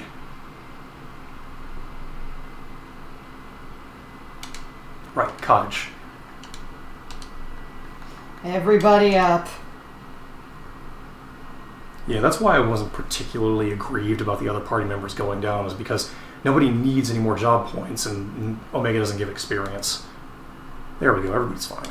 Do a manual save, one more to put the mustard on it, and then we proceed. One down. And I gotta turn the sound back on. Yes. There we go. Alright, we are back in normal mode. Let us continue with The Void. The Library of the Ancients. Nito Burrito. A book. Apanda is surprised a little bit. Never thought you'd get past Omega. We activated the dimensional switch! There he is. So Apanda is a palette swap of Biblos. Unfortunately, I don't think he has the same vulnerabilities. So we're just going to do the old reliable of just dunking on him with summons.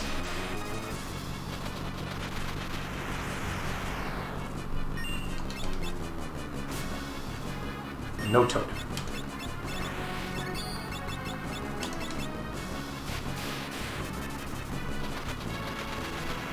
not turn my people into frogs.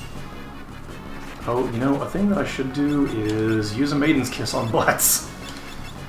But I should also equip a Rod to Kryl so she does more damage with Sildra. Oh, yeah. Magic Hammer. No, my MP! You fucking douchebag! Let's see. Thunder Rod. There we go. I should probably haste. This is actually a boss. I want to take it lightly.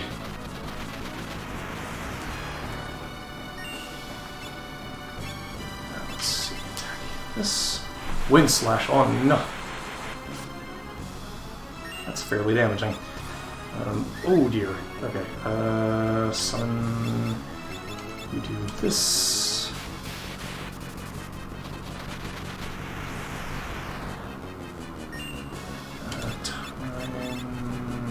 If I cast Haste Gun, I'm going to reflect it onto Biblo, or to Aponda. I'll have to do individual hastes. Barf.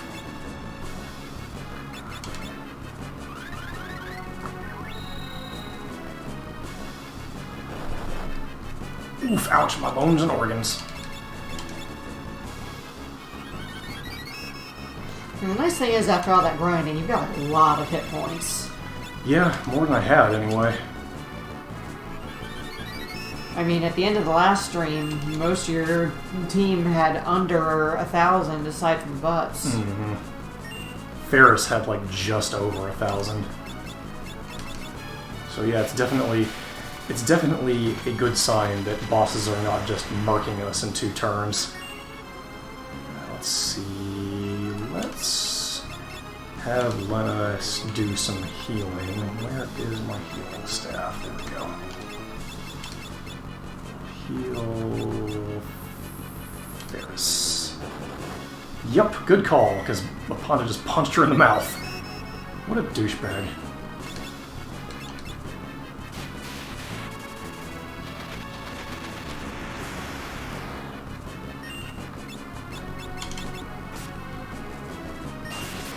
There we go. That's it for Aponda. Pretty easy. Summoner's very powerful is the thing. As long as you've got MP to burn, you can continue to win. Or win-tinue, as they say. Let's see. I'm going to take the Reflect Ring off of Kryl so she's easier to heal. Let's put the Off Cape back on.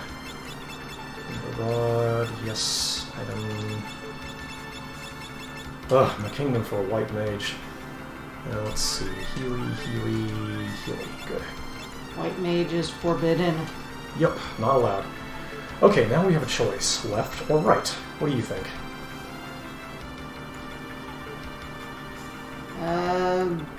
Right. Okay, here we go. 1,000-year-old book. The rolling skies let loose a vile beast without a soul. Omega was its name. The dragon Shinryu came upon its heels. Not even the legendary weapons 12 were able to subdue these evil beasts. Inside the blah blah fuckity blah. Who cares? I'm going all Eustace bag on this. Let me out. Oh, the secret of Giga Flare. You become defenseless when you're charging power for Giga Flare. Watch out. Right, how do I leave? There's a switch somewhere, maybe? Close book? Open Pots. Book. Yeah, I checked the pots. I think opening the book, I think the dimensional switch thing is a clue that like I just have to leave the room. Ah. Yeah, here we go. Now we're in a different part of the dungeon. Now we're in the sky.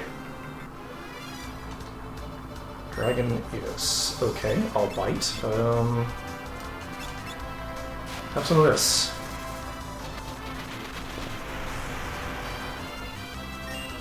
Yeah, that worked.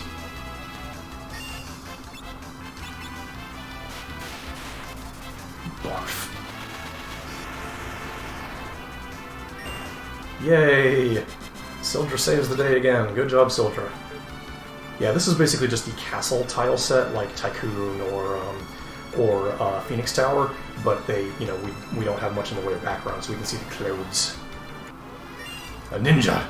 So, I think I may have pointed out before, but the ninja sprite and its palette swaps are what got Tessie Nomura noticed enough to move up to like lead artist for monsters and whatnot in Final Fantasy VI, and then eventually lead artist in proper for Final Fantasy VII. And that's when the trouble started. Oh no, Lena got popped.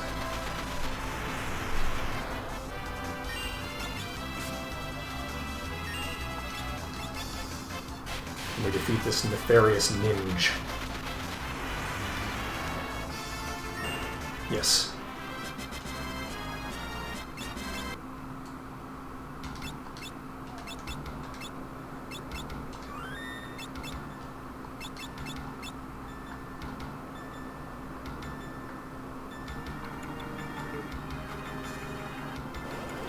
Yeah, thankfully they didn't make you grope around on the naked sky too much, going like, where the fuck am I?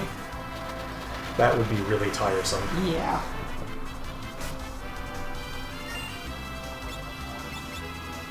Just don't look down. No, it's fine. The wind drake would say, oh. Oh. Oh. Well, don't worry about it.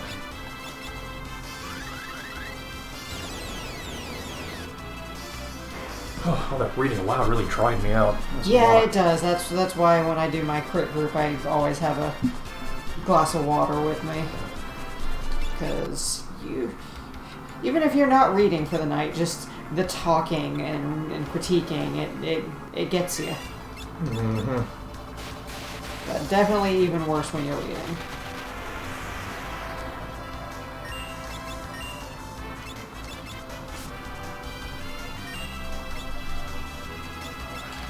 That guy. That should be the whole fight.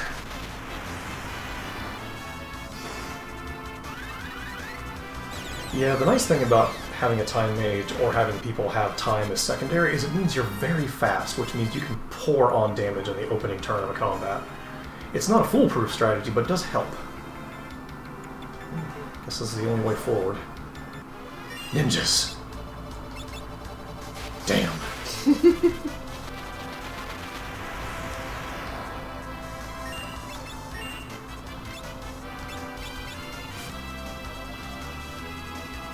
Get out of here, you nerds.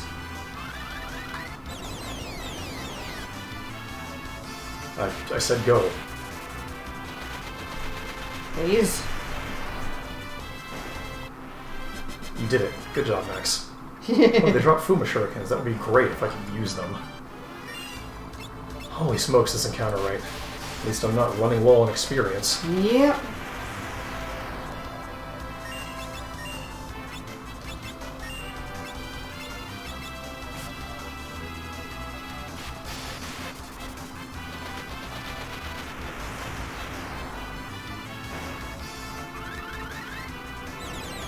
I just like the pew-pew noises the comet makes. It's good.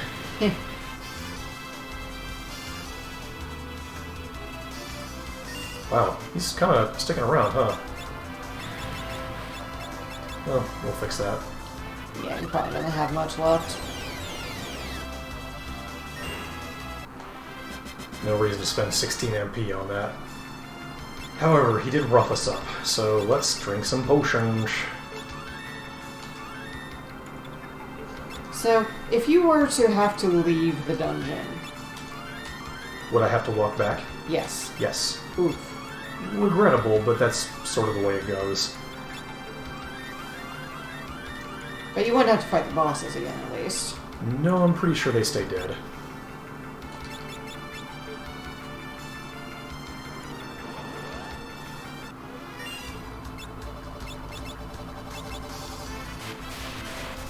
Of the ones that we saw, were 2 down? 2 down? We have defeated Kalfisteri and a Panda. Okay, so 2 down. Yeah, 2. Omega doesn't really count. It's sort of its own thing. He's a separate one. And there were 6 or 7? Let's see, there were 3 in the middle, and I think 2 on either side, so yeah, 7. Ooh. It's a lot of boys. Big dungeon. Mm-hmm. That's not even counting X stuff. Let's see. I don't know if there's a save point through there, so I'm going to hedge my bets, and Make then our I'm own going. save points. Yeah, and then I'm going to. I'm going to use some ethers because we're running low on ethers. I should have bought some more. Oh well. Kyle still has plenty of MP, so hopefully this is okay. Here we are in a Castile. Oops. Who is this? Death Claws. Oh lord. Wait, this isn't Fallout. Oh no, they did the thing. Yeah, Death Claw is an incredibly potent move, and you can learn it with blue magic. Shame we're not blue mages. Of course, blue mage is just about easy mode, so that would have been nice. I was gonna say, you're complaining about that? No. Just saying you can do a lot of stuff with blue mage. You just have to get the spell. Got a Thor hammer, which I don't think we can use. Probably not. Let's see if you can use it as an item. Thor hammer, there it is. Full power from back row can be used two-handed. Okay, so nope. It's just a present if you happen to have a berserker or a gladiator. We got spears and a staircase. I don't know what that's about.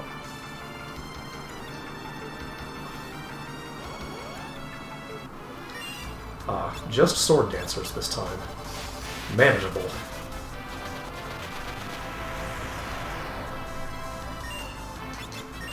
Yeah, I want to say that the Death Claw spell tries to reduce you to something like 1% of your maximum hit points. It also paralyzes. I think it also has a chance to poison and a couple of other things. It inflicts a bucket of statuses. Mostly, though, the ripping all their hit points off like a band-aid is what you're after. Because a lot of bosses just come down to, are they vulnerable to Death Claw? Death Claw, and then smack it with a stick. And there it goes. Hermes sandals, haste all the time, every time. I don't know. The bonuses from the Protect Ring are kind of nice. Especially for Butts' pathetic magic defense. And we do have time magic, which means we're not, like, hard up for ways to go fast. Yeah, it's easy enough for haste to just do haste go. Or, as it was known in older games, haste 2. Yeah, you know what? We're just not going to deal with the Death Claws today. I really need to go and finish Fallout New Vegas. I've started playing it like 3, maybe 4 times, and just... Look, does anybody actually finish a Fallout or an Elder Scrolls game? I am positive that the way you play those is you play them legit for like a couple of hours, and then you just start shitting around and don't actually finish the game. Because, like... Hey, Eddie. Once. See, there you go. Yeah. So you guys don't need to get my once. I mean, New Vegas is fun. Yeah, it's a good one. It has the same flaws, in my opinion, as every Gamebryo/Bethesda game. I know that it was not developed by Bethesda, but it still had the constraints of, hey, look at these wizards. Yeah, hey guys, how you doing? Alta Roita, I think, literally means old man.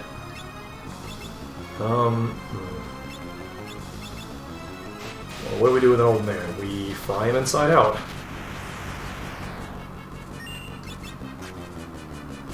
Oh, he's agile. Too bad he can't dodge lightning. Not until Final Fantasy X, anyway. Let's see. Comment.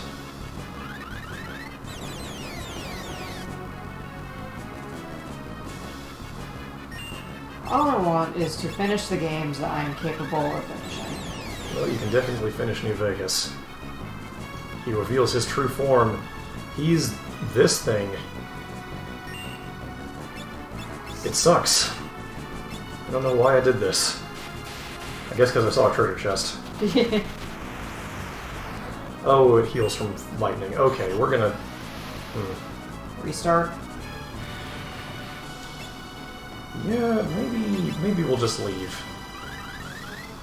Can't escape. God damn it. Okay, well, something other than lightning. What if we blow the smithereens with flare? Just drop meteors on him. That's a decent idea. Or comets. 3,720...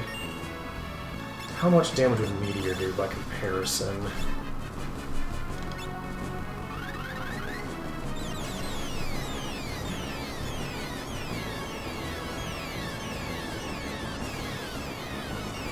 Not quite as good.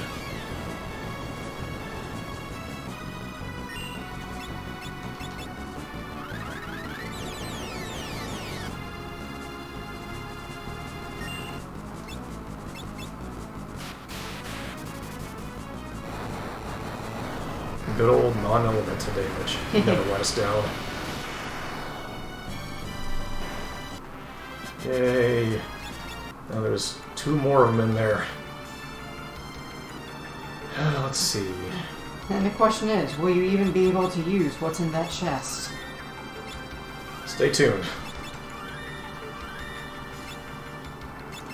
Starting to run low on ethers.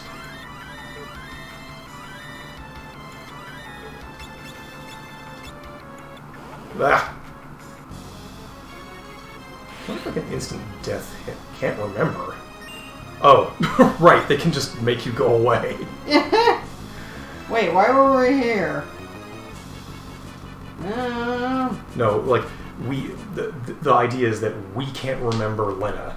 Like, she's just been erased from the time stream. Oh. Yeah. Alright, what about Leviathan?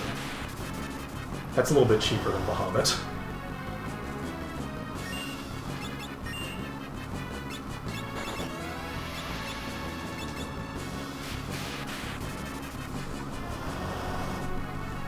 And again, his hit points might reset when he becomes Jura Avis, so I don't know if I should necessarily be wasting that much MP.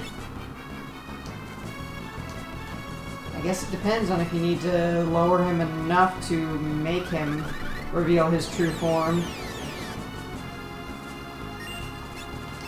Or if it's just a time thing. Yeah, okay, Leviathan kind of works. Oh dear. Don't like that.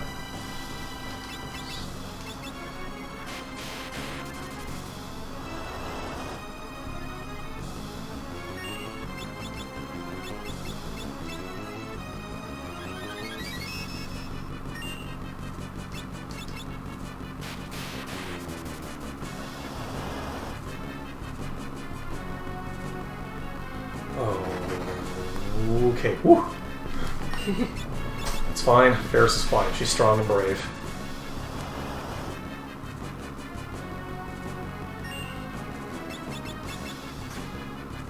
Let's...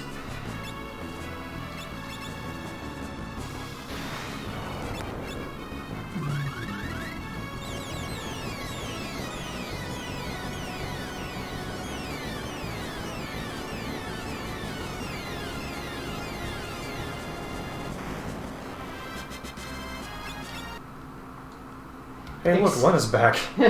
Oh, hey, you! How you doing?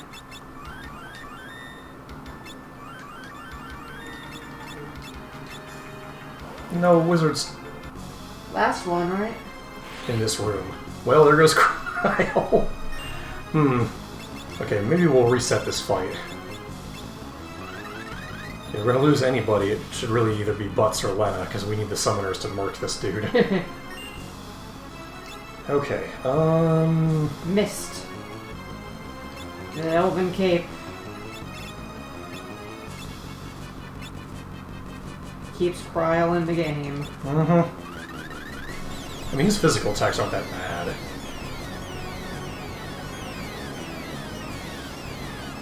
Oh, I thought you just sort of started off with kicking someone out. No, he just has a decent chance to do it. Yeah, actually, I think Meteor might be slightly more MP efficient. Because it does more damage than Leviathan by a little bit on average.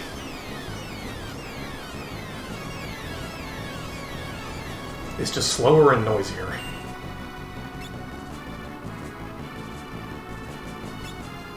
Can I stop Juravis? No.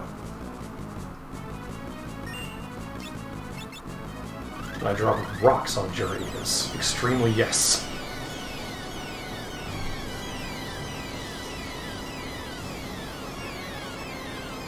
Yeah, that's over 3,000 damage right there, and Leviathan was doing like 2,000 and change. So yeah, this is fine. Why is that big snake so dodgy? This is bull cuss.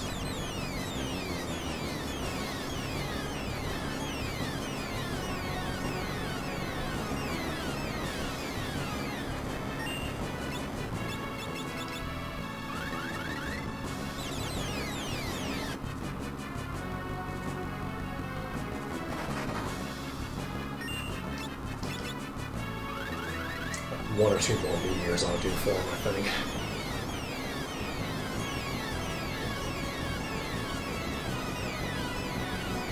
Let's find out what's in the chest. It's been 84 years. Let's look in a box. Surprise! You can't use it! Wow, it's fucking nothing.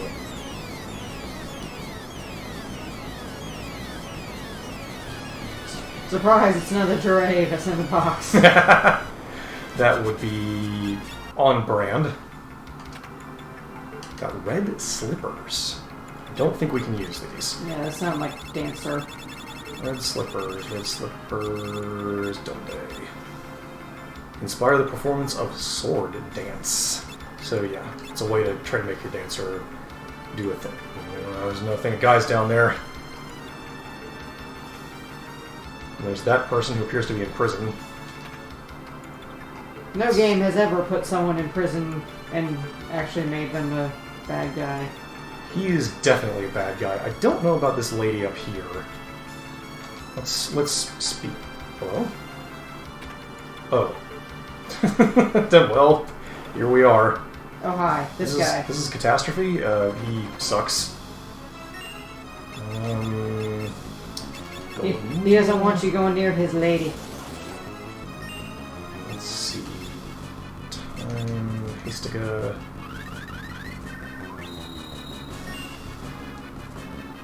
Time. Can I slow Catastrophe? Oh, I need to cast Float. I just remembered that he extremely will start doing earthquakes.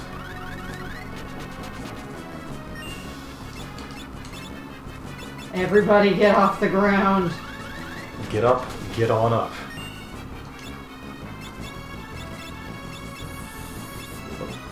Go. And then I can pay it forward. Oh right, 100 Gs makes you stand back down. Fan-fucking-tastic. Okay. Well, we'll just do it the other way. Very fast murder at incredible high speeds. Yeah, at this point, pretty much. Alright, well... Ferris... Damn it!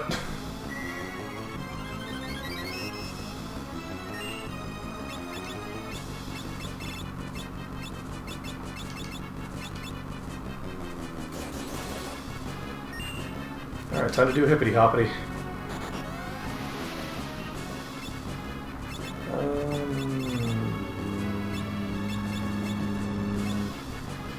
Regen, Ferris. It would be amusing if 100 Gs made Dragoon slam back into the ground. That would be great. That would be extremely funny and good. Let's do your... Like, it would be shitty, but it would be hilarious. Oh, you mean like it did prevent a jump from working? No. Like, if you're in midair and 100 G gets cast, you come slamming back into the ground. I think it would be... I think it would be funny and also good if it made you finish your jump faster and do more damage. Oh yeah, that'd be cool. Granted, the game's not going to do that because that would be, like, cool and interesting, and we can't have that.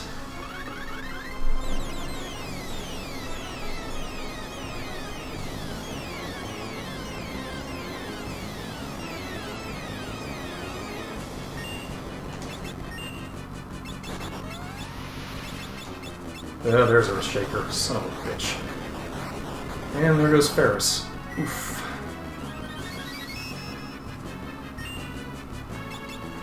Summon Phoenix for all of the MP. Get up, Ferris.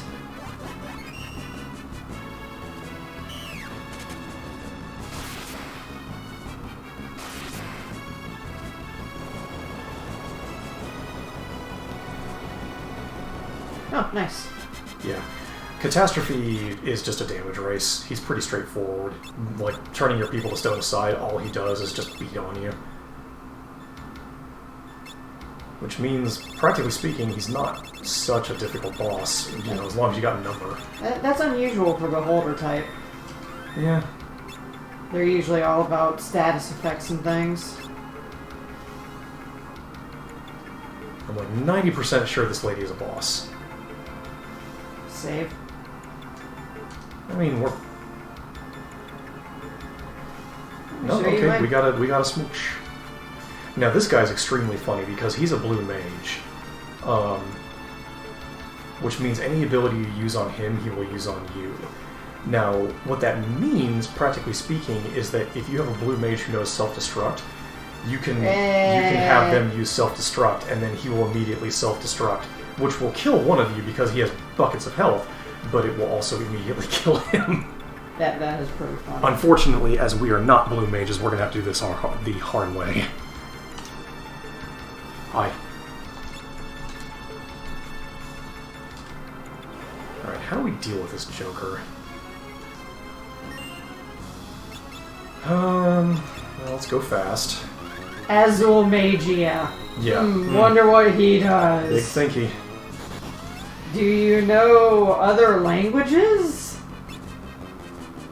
I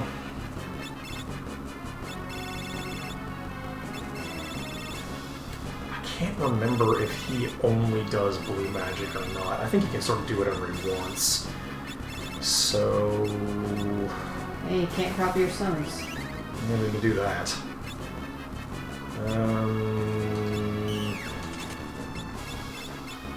Cowabunga it is.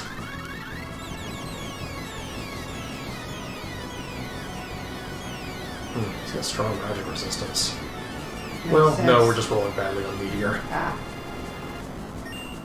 That happens too.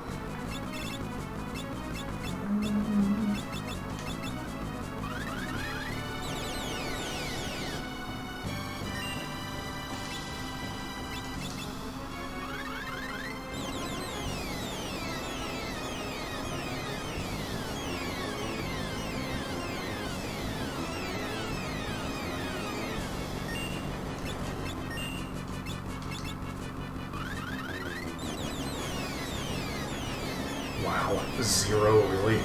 Ugh, that's a bad Meteor. Wow. Even know that was possible. Neither did I. Oh, he knows Mighty Guard. That's a pain in the ass.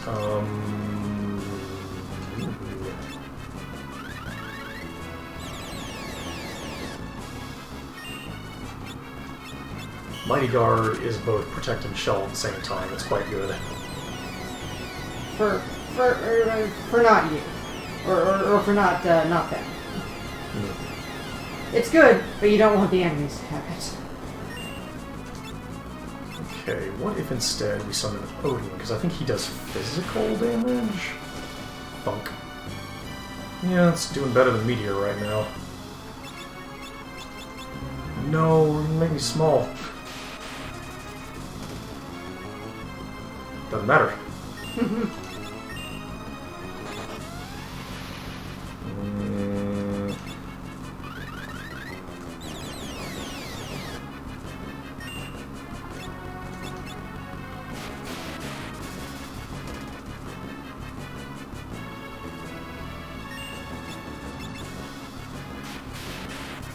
I don't think we're going to get him before Cryo eats floor, but...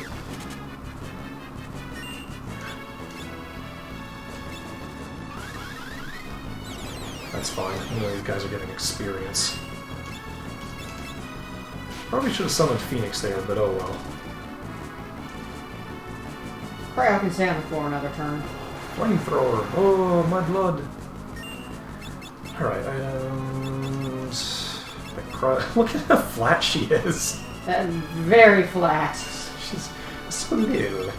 She's a little guy.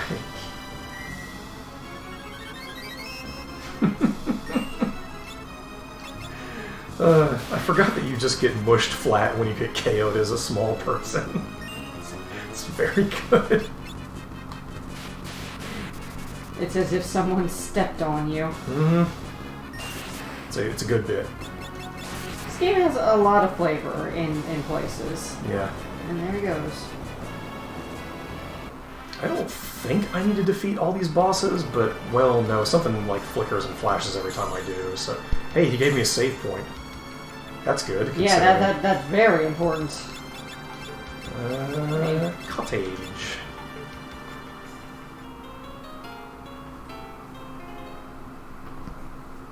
Why am I not using my tents? Well, the thing the game doesn't tell you is that tents, contrary to the description, which just says recovers all members' HP and MP, they only recover 1,000 of each. Now granted, you're never gonna get over 1,000 MP, but you can sure as hell have more than 1,000 HP. Yeah. Also, I only have 2 tents. How do I get into that stairwell? I want the treasure. Dare I fight? Well, he attacked me through the bars. I wonder if I can escape from Alta Reuta. Or if it's just can't run as soon as you hit the word go. Yeah, okay. Well, let's get that MP back, and then... Cowabunga it is. Ooh, can I banish him? That's an interesting thought. Probably not, but it never hurts to try. Experimentation. No. Okay. Well. Can you just make someone go away? Yes, but actually no. Alright. Here we go.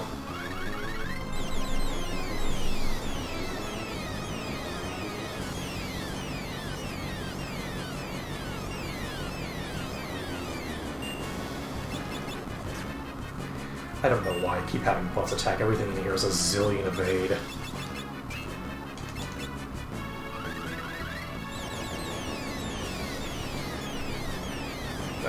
Ferris, are your meteors okay? There we go. Lackluster, but not pathetic. Sometimes they just don't hit as well. What if Condemned Doom? Okay. Hey, 5 seconds to live. We have the move now. Eh. I'm gonna get my MP back. And then we are going to... Well, never mind. From here forward, we have the move. Wow, fucking impolite. Can't remember Corral? That's fine. We don't need her. Doom. Get yourself to fuck. Oh, you have to do it on the... Yeah, I was gonna say, will it work on the old man? Well, let's speed this up slightly. By going backwards.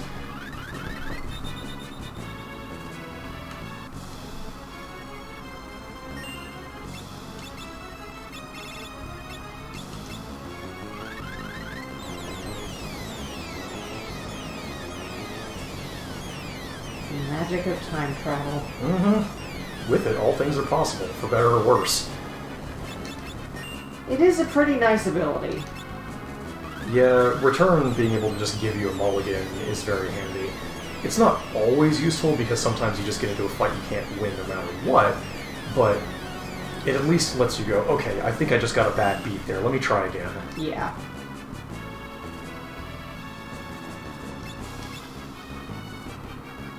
And... yes. The move. Nice. Now, if only we discovered that sooner. It really could be worse. It's not great that we had to spend all those ethers and high potions, but, like... we'll figure it out. We will finish the Fiesta on schedule. Which is to say, by by the autumnal equinox, when summer ends and the Fiesta season comes to a close. Will that be today? Maybe not. Tomorrow? Yeah, signs are looking good.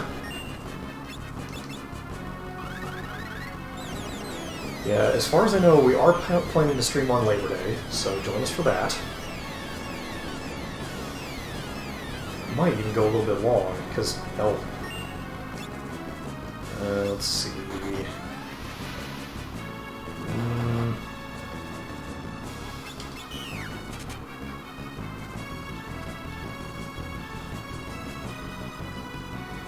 Alright, do a defend...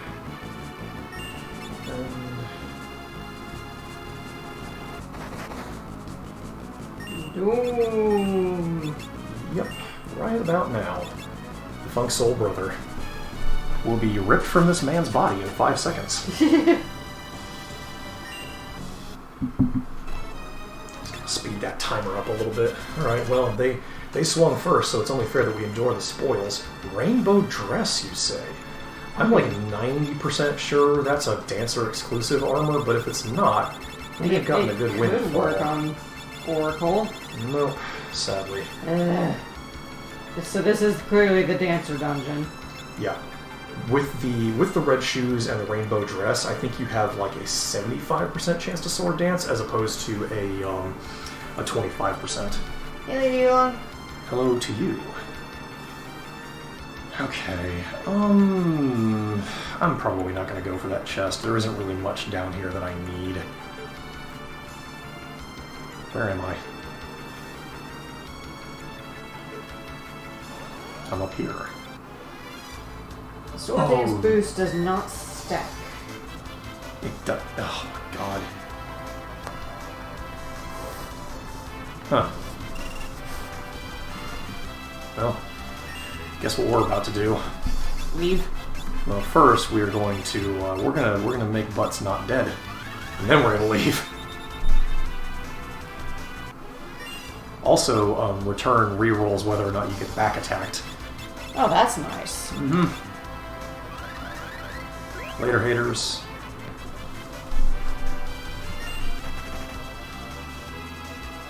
Reject back attack. Return to monkey. I know that doesn't make any sense. I just wanted to say monkey. Like my favorite movie of this year. Chunky versus Monkey.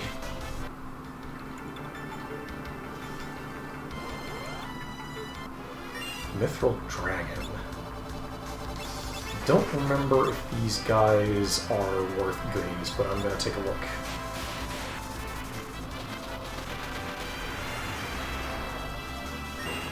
Well, they're certainly vulnerable to getting smoked.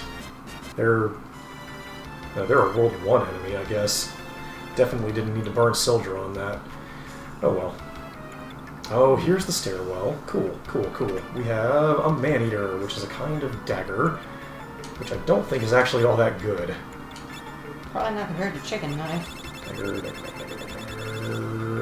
Man-eater is for ninjas.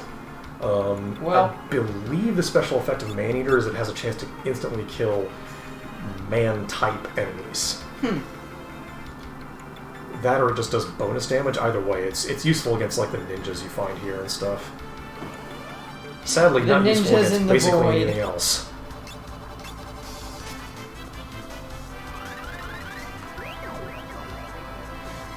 Don't you just love when they give you special things that are no longer applicable? Well, you know, they gotta put things in. Granted, I don't know why they would put it here of all places, but you gotta give something for it. Hello? Throne room. Ah! I've been sucked onto the chair. Hello? I'm king. Okay, well, apparently it doesn't want me to go that way, so let's go down here. Click.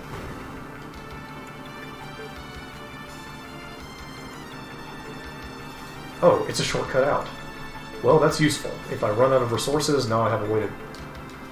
I don't have a way to. Guess I'm gonna go buy some stuff. Oh, an iron giant. Okay. Yeah, we can take this guy. him large.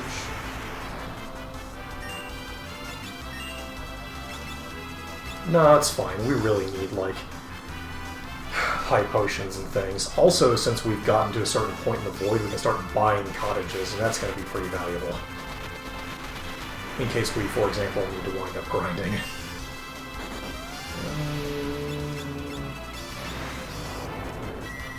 Ouchie, my blood. A hurricane took out all my blood.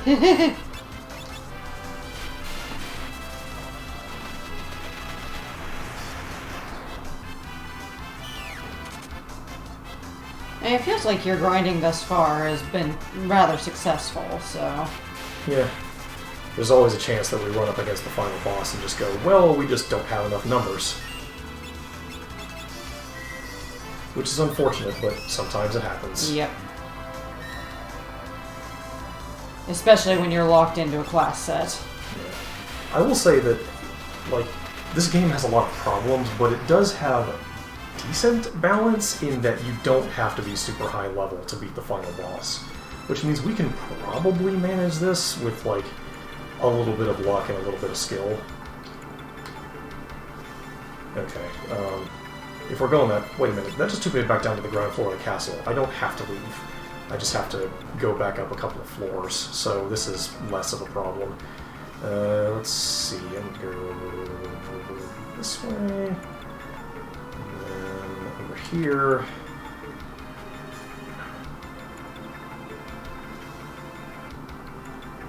Up the stairs, and we lost like 2 minutes of that. It's fine.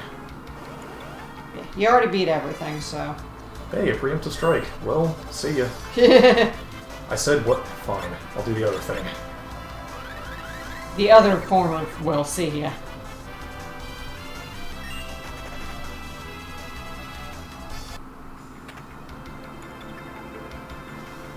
Okay, so we gotta do something with the chair. How are we doing on magic? Pretty good.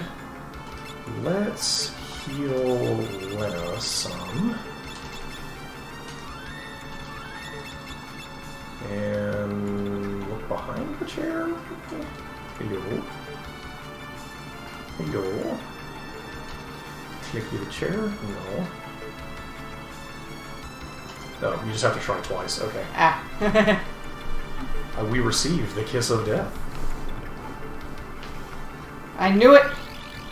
And now she becomes a weird, like, wizard thing. Helicarnassus. A pretty hard boss. As seen here, where she immediately frogs the ever-loving shit out of us. Woo!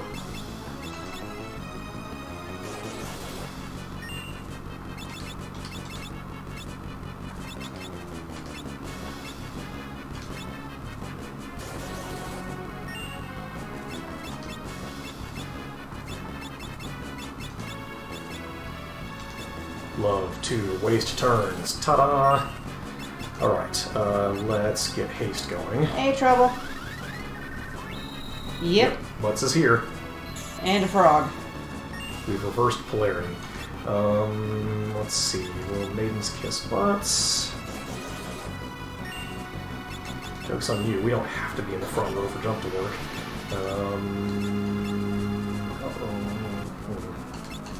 I really don't remember what Helicarnassus is vulnerable to. We'll just sort of have to figure this part out. Yep. Well, apparently she's vulnerable to getting obliterated with friggin', well, okay, she's quite powerful when she focuses.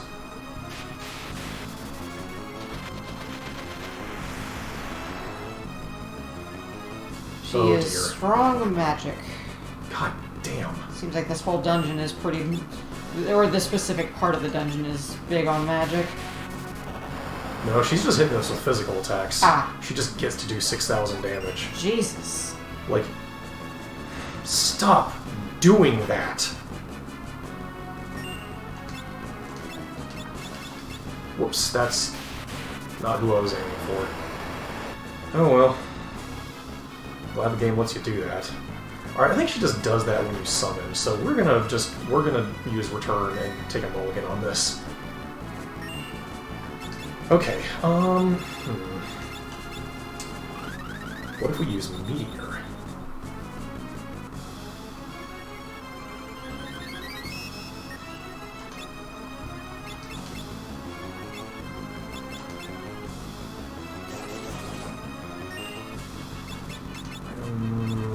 Let's kiss. So she just starts off frogging everybody. Yes. Every time.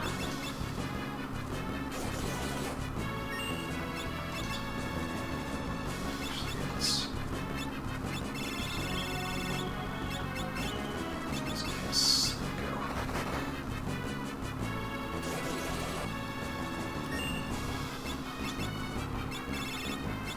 Go. Time to go fast.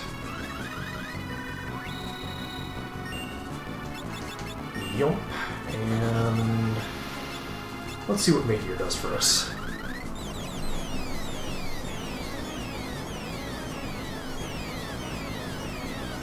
Good damage. Is she going to focus power? Apparently not. Haha! Once again, Cowabunga it is. I don't have any way to know if this is bad, so let's see if we can slow her. We can. Now, is she going to counter that? No. Alright, so she counters summons. There we are. Excellent. Summons are powerful, but... They're not a Swiss Army knife. Sometimes you just gotta think outside the box. Sometimes you gotta use that time magic. Mm-hmm. It'd be funny if Doom would work on her. I doubt it will if it's boss, but... You know what? I'll try it. Worst case is Lena kills herself and then we just bring her right back.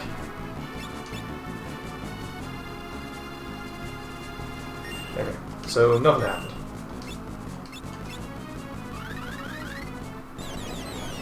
All we lost was one of turn.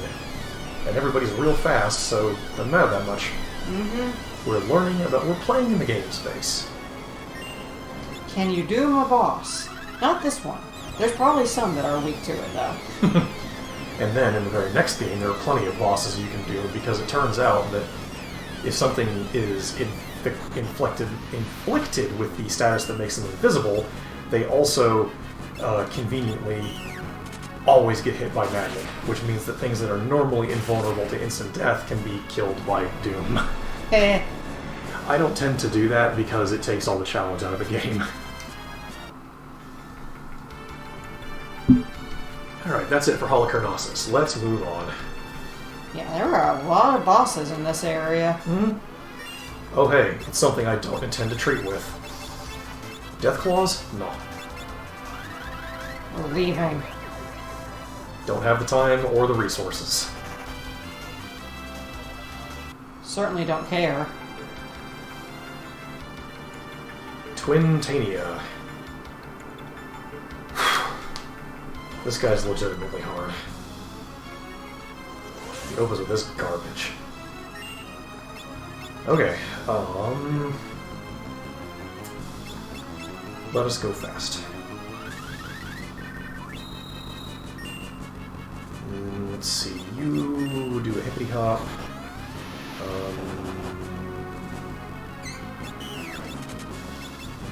Wow, 8,000 damage from Gino. Oh, that's a tidal wave. Yeah, so Twintania is just really fast and just beats the ever-living shit out of you.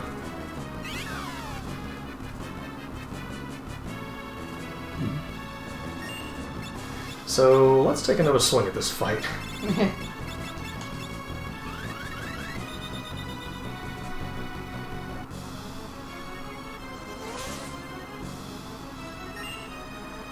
Alright, time, go fast. Time, go slow. Yes, okay, that's that a helps. small consolation.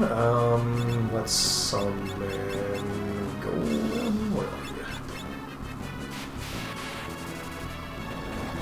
you? You know, I probably ought to put on some coral rings. Yeah, that would definitely help with tidal wave.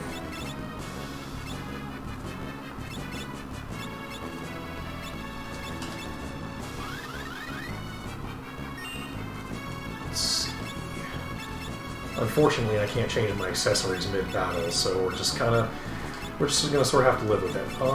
Let's see, I think Meteor made him do that, so what happens if we just poke him with a stick? Or a comet. No, that's definitely poking him with a stick. Are you gonna do anything? Okay, there's a tonic ray. Oof, ouch. Actually, that's not as bad. However, we should heal from that. So the lowest health, that would be Kryl. Let's see.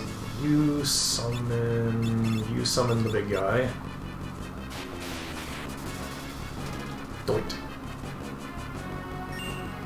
Oh, that's Mega Flare. Oh gosh. Oh jeez. Butts wins again! The Aegis Shield, paying dividends. Okay, let's bring back a summoner so they can use Phoenix. And you summon Phoenix to get the other summoner up.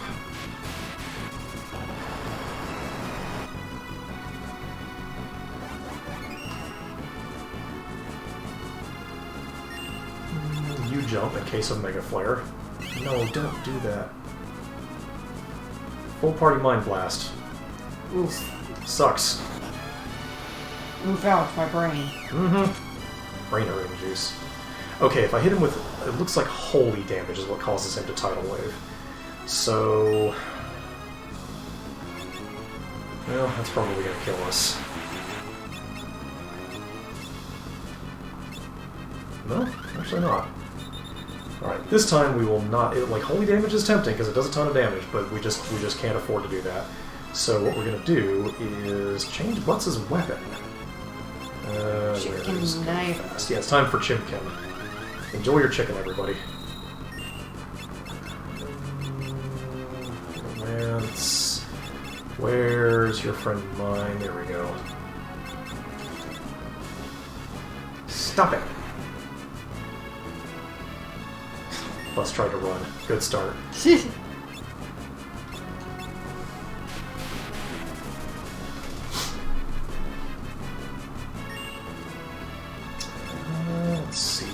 Ferris, you're on healing.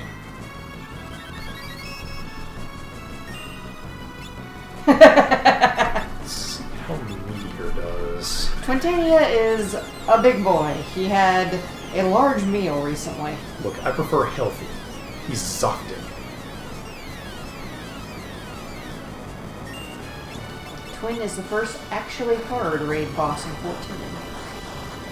There goes my squiggly spooch. Hey, Kryl's alive! Oh. Maybe if you hit him with physical attacks, he counters a Tidal Wave. Okay, so... Is he actually countering, or...? So Butts might be a Time Wizard. He's Tidal Waving every time Butts hits him. So I think Butts is on secondary Time Mage and healing duty for this fight. We're learning. Yep. That's what return is for. Okay. So we won't have the summoners waste their time doing spells. We'll have Butts do it. God damn it! Starting off with Mega Flare. Hack. Yeah, he just sucks ass. He's the worst.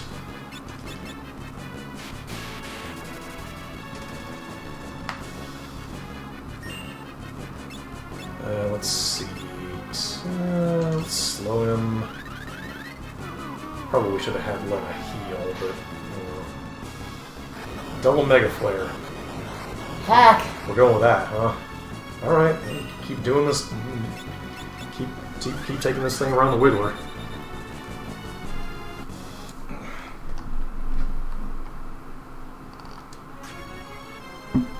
Oh, he opened with a physical attack that time. That's cool.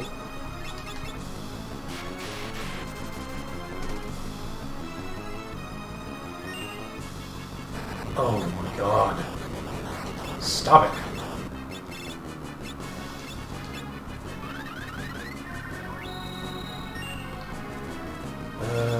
So Odin...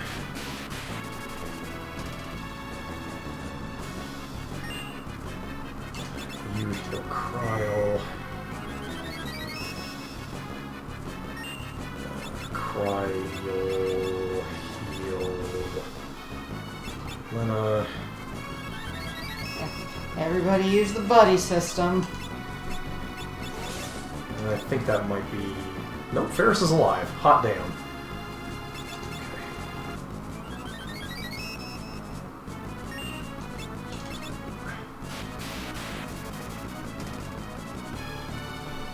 Kingdom for a group healing item.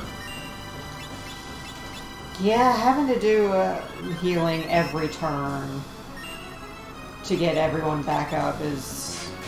It's a big suck. Yeah.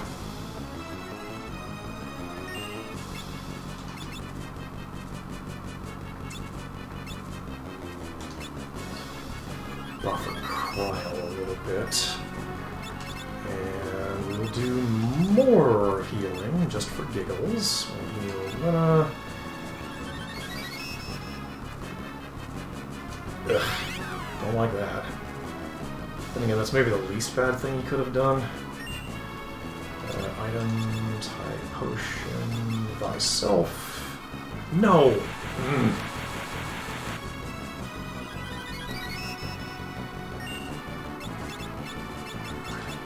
Ferris.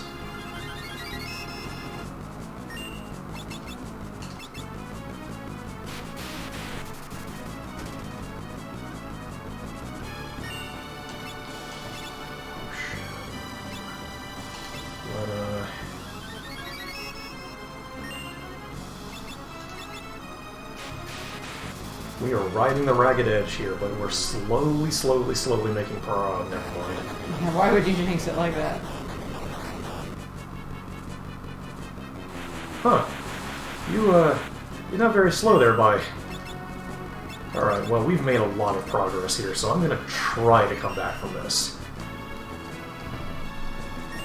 So, X. Go.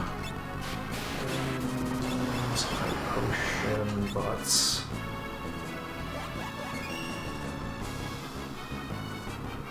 Come the fuck on!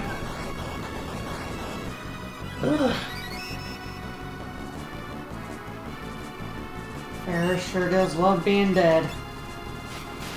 Yep, sisters are alike in that way. Oh, hey! Odin did his rare instant death move. Nice! Yeah, Twintini is vulnerable to instant death, which means what I really should have done is just used the magic lamp with Odin, which forces him to do that.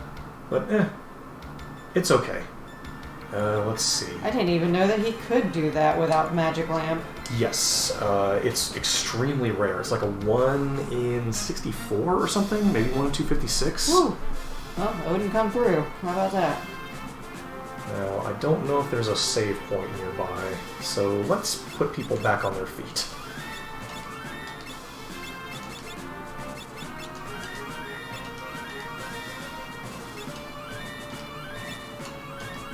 Ferris has so much health. Look at her.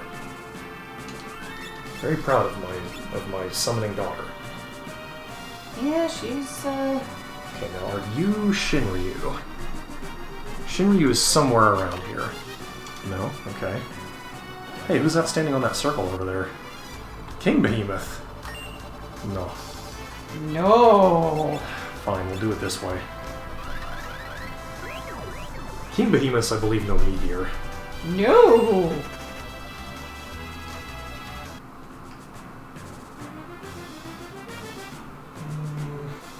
It's Greg.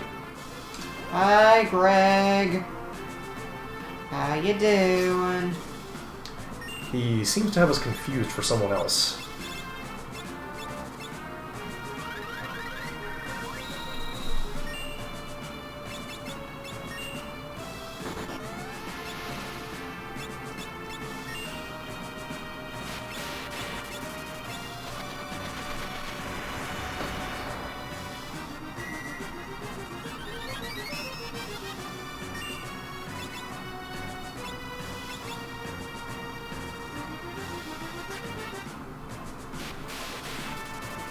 He did big damage with that one hit, and now he's just sort of screwing it up, which is, to be fair, kind of within his wheelhouse. Yeah, that's Greg for you.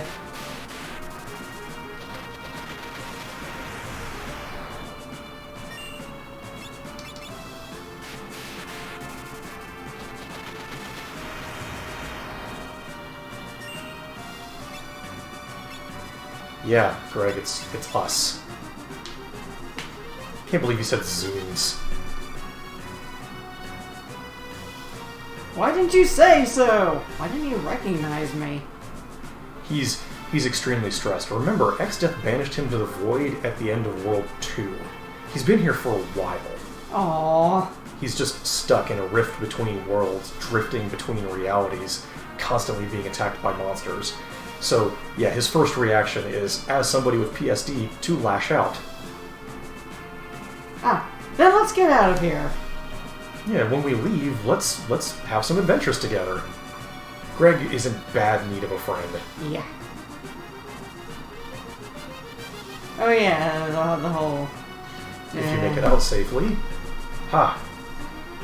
See, Greg is a decent sort who has fallen in with a bad crowd. He really wants to be friends, but he's like, it'd be weird to ask right now. Anyway, there goes Greg. Bye, Greg. I'll see you again. But first we must teleport.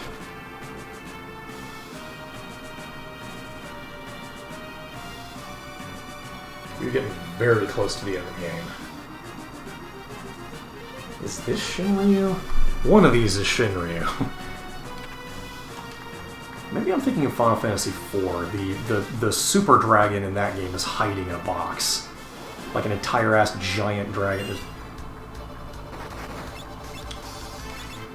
You know what we're going to do in the face of this?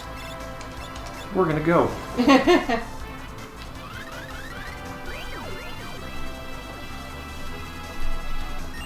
So the Triple Crown is Omega, Shinryu, and... the final boss. Oh, I see. So, 2 optional bosses. Running out of high potions. Hey Tyrion. Yep, we are definitely in the final dungeon. We are deep in the void. We're in the soup, as they say.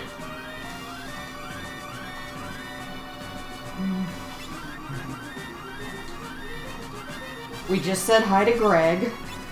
Sent him on his way. Are you Shinryu? No, but we did get an elixir. Hell yes. Nice. That puts us at like 35, I think. You really haven't had to use many while you've been here. I've been avoiding doing it as much as possible. 35 elixirs. That's a decent amount. I think we can take the final boss with that. Okay, now this is all the way down on a special staircase. Surely. Yep, here he is. Yeah, there's the boy. Oh, God. Oh, wait. I need a setup here. The setup might be coral rings for everyone. Yeah.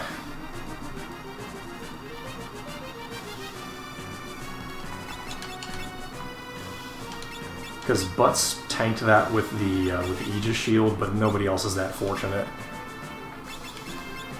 And we got to have at least one of these idiots up and available to use the quick leak. Okay. I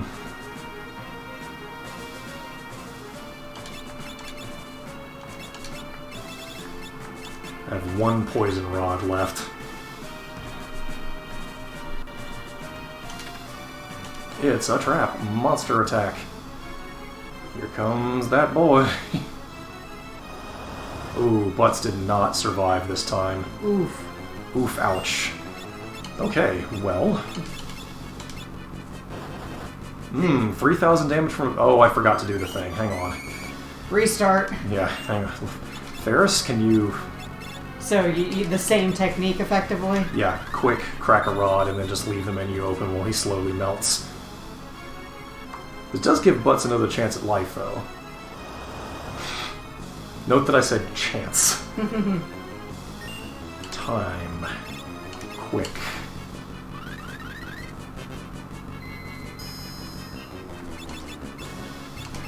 Smackety.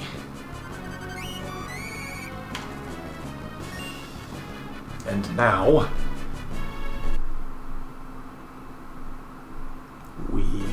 increase the game speed, and we hold down turbo. He's got about the same amount of health as Omega. So at this rate, it will probably take like 20 minutes, which is basically the whole rest of the stream. Yeah. So and assuming you want to go an extra hour. Yeah, I guess it sort of depends. Like we can probably take a swing at the final boss, because hell, tomorrow's a holiday. Yeah. We got time. We ain't got nothing going on. Yeah, we are doing the Supreme Weenie Strat because we have Time Mage, and that's honestly the easiest way we have to beat Shinryu, outside of wearing 4 coral rings and then just slogging through his gazillion health. So yeah, if the game gives me the tool, I'm going to use it. It certainly doesn't respect me. Although, I will say that, like, as rough as I am on this game, it is kind of cool that there are so many ways to skin the cat. Yeah. Like, you can just do a lot of wild shit. Granted, the problem I have is that most of those require an exhaustive knowledge of the game, or a way to refer to documentation that somebody else has exhaustively collated. If you were just playing this blind, you would have to trial and error all this stuff to find it out. And it is only the benefit of like damn near 30 years of hindsight that people know all this stuff. Yeah, like this boss guide says, here's the easy way to beat Shinryu. Have a Lancer with the 2-hand ability from the ninja and equip them with flying Dragoon lances. That's 8 Dragoon lances for all your characters. Then, once he uses Tidal Wave, immediately have everyone in your party jump. And then he will die. Yeah. Granted, how the fuck are you supposed to get that many lances without a severe grind? It says you're going to have to steal a lot of them. Yeah. From enemies in this area, I believe. I think it's the King Behemoths that hold them. Crystal Dragon. Even rarer than King Behemoth. Yeah. And even more dangerous. Crystal Dragon is, I think, either a palette swap of Shinryu or Bahamut.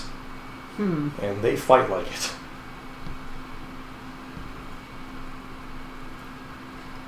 It's funny that this guy doesn't mention this strategy. Yeah, a lot of people kind of look down on Quick Leap, but you know what? Fuck them. Yeah. it is a strategy. It's a tool and I use it. Yeah. Hey, you know, throwing dynamite around might not be a martial art, but it works. So what have we learned over the course of this Fiesta? We've learned that Time Mage is quite powerful, even outside of Quick Leap. We've learned that Summoner is incredibly powerful. You do have a point, Tyrion, but it feels like an omission. Especially since they have a bunch of other weenie strats in there, like the biggest weenie strat of all, which is grind to level 99 and murk everything with your incredible power. Because that's a thing that people put in their guides sometimes. I don't know why. It's not good advice.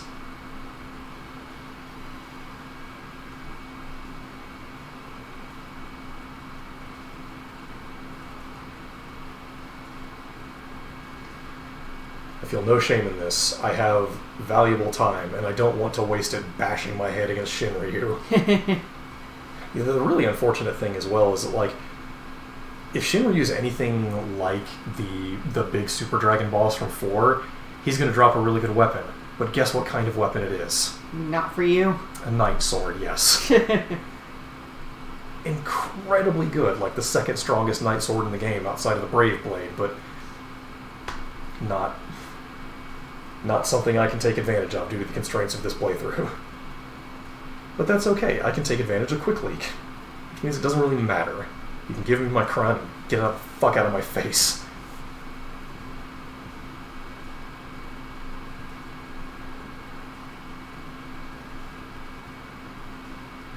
Yeah, Oracle aside, this is a very, very strong party. And even then, Oracle pulled its weight in some capacities because there are a couple of weird edge case enemies that are vulnerable to instant death. I wonder if that would have worked on Twintania. Questions for later. Yeah.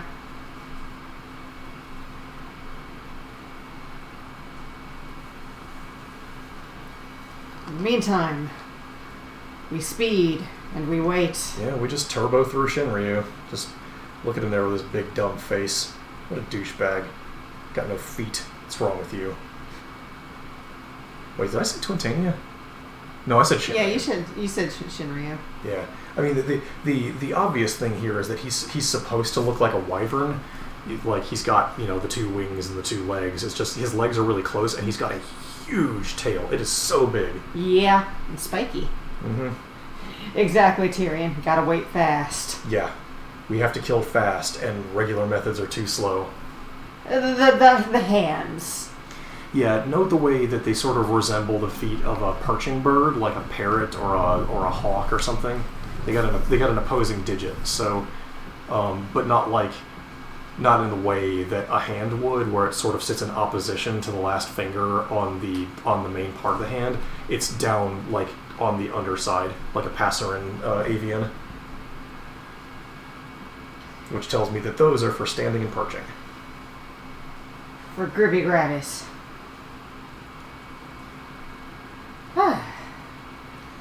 What else have we learned? Butts is a schmuck and can't drive. Never trust him to take you to the airport. Kryl stinks out loud. Ferris loves being dead. Lena loves being poisoned. Sisters are like that sometimes. Lena also rather loves being dead. Yeah. Like, poisoned, slightly more so. But dead, second best. Ex-Death, much like Nazis and other forms of right-winger, has one joke and he leans on it all the time. Sometimes it's good to just lie down and think about things. Greg is powerful dumb, big himbo. He really does his best, but for the wrong reasons at points. He's a follower, not a leader. Yeah. He's got to find himself. He's not very smart.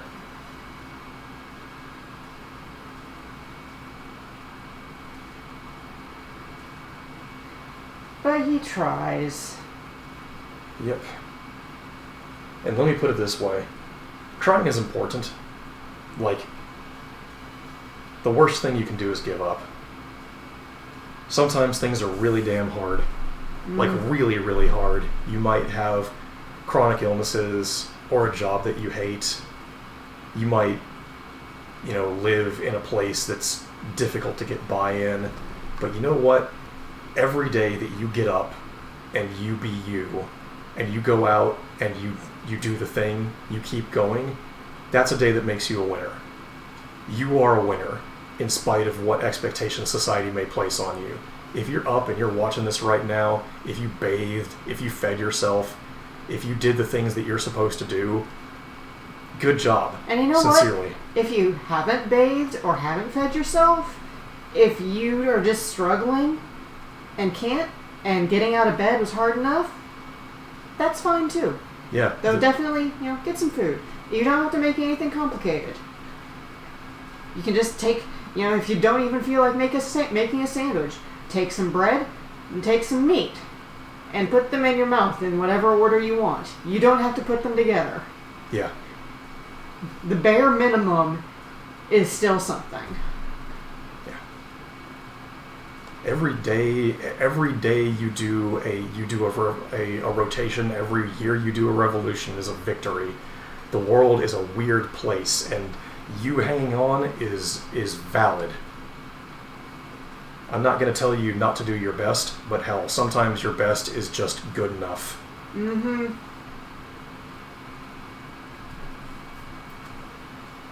Come on, Shinryu. Oh, Shinryu will fall down in a little bit. Eventually. He probably got another 10, 15 minutes, I'm guessing. My poor controller. Yeah, it doesn't look like the game's actually going any faster with me holding down that trigger, so I'm going to not. It might be. You don't really know is the thing, because there's no sign. The thing that I'm watching is how fast the cursor indicator is flashing around Kryl. So here's me without holding the fast forward trigger, and now I'm going to start holding it. I think it's going a little faster. No, it's a placebo. It's not going any faster. Yeah. Now I'm like tapping it, so you would see it like stuttering on and off faster. So I think fast forward just puts you to 6400% speed, maybe. Yeah. So what I'm going to do is get some water and take a little stretch break. Alright. Everybody stand up and stretch. Let's celebrate.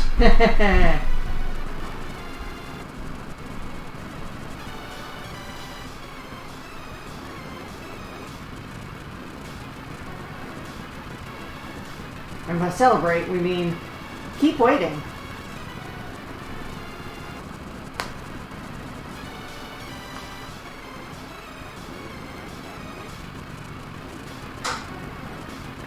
Back to keep playing No More Heroes 2. Man,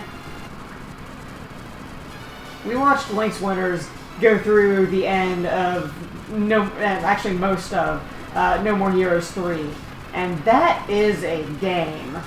Like, I will not spoil for anyone because it's new, but it goes places.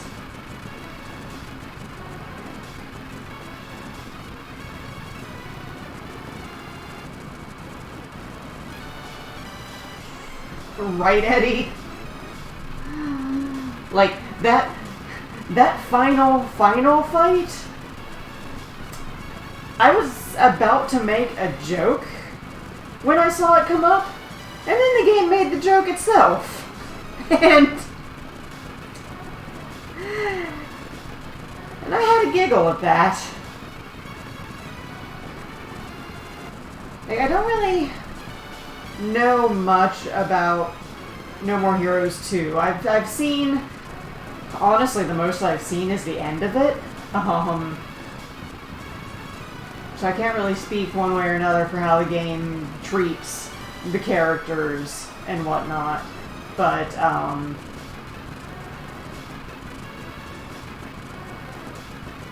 3 is just wild.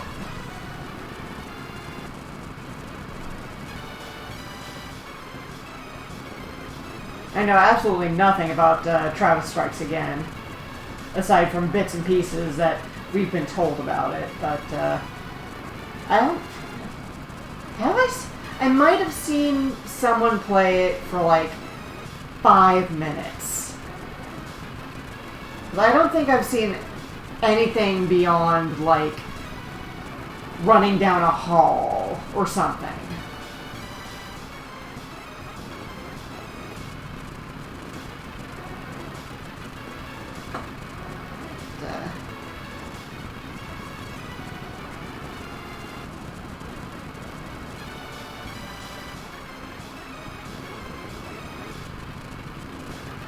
Probably safe to say, if it...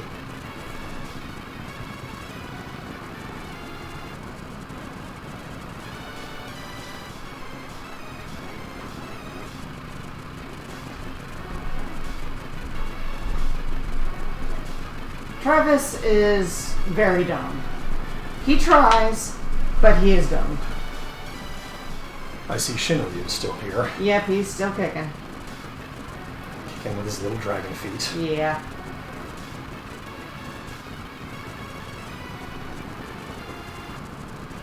This is why your games need like a health bar for the enemy, or for them to change colors as they take more damage. Just something to denote that damage is being done, even if you don't see the damage numbers happening. Yeah. It's an amazingly simple thing, but Dragon Quest XI, you don't know how much health the boss has, but when you get them to 50% health, their name turns yellow. When you get them to 25% health, it turns dark orange. And that does a lot to help keep you invested. Yeah. If you have been getting your ass kicked and he's, the boss isn't even yellow yet, you know you're probably under leveled. And you might need to go grind a bit. But if you've been getting your ass kicked and the boss is orange, you know you just need like 1 or 2 really good hits, and you've got him. You just got to give it the last hurrah, dive on him. Yeah.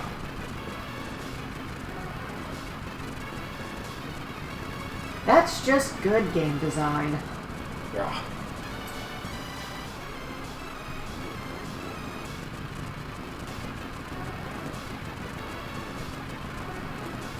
As far as we know, we could just be sitting here while nothing happens, and...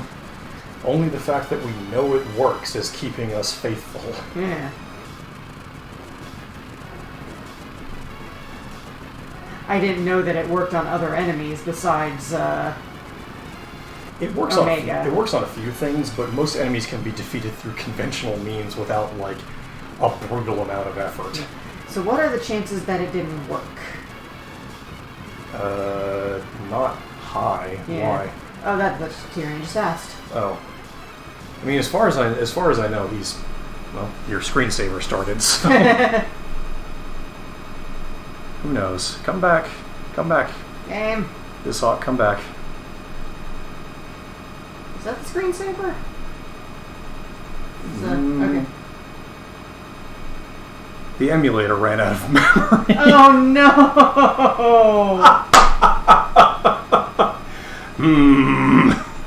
Well. Okay. There's your answer, Tyrion. It was working so well that it killed itself. Whew. Alright.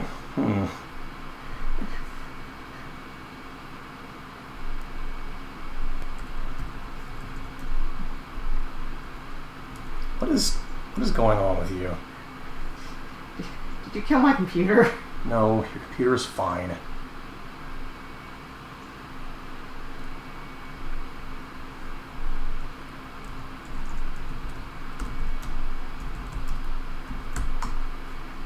Googling whether it works. xdeath.exe has defeated our heroes. Son of a bitch.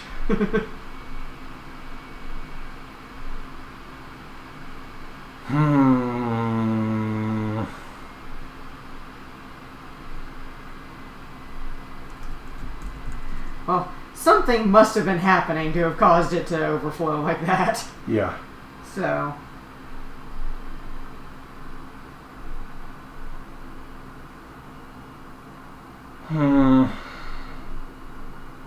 it's something that we can investigate more, and oh, you think you want to call it here in light? Yeah, that seems like a.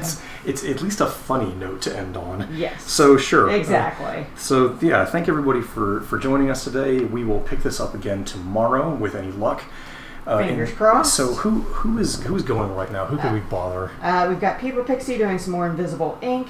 Oozworm is doing Jazz Punk. And Bear's doing Streets of Rage 4. All good choices. Yeah. I think we should...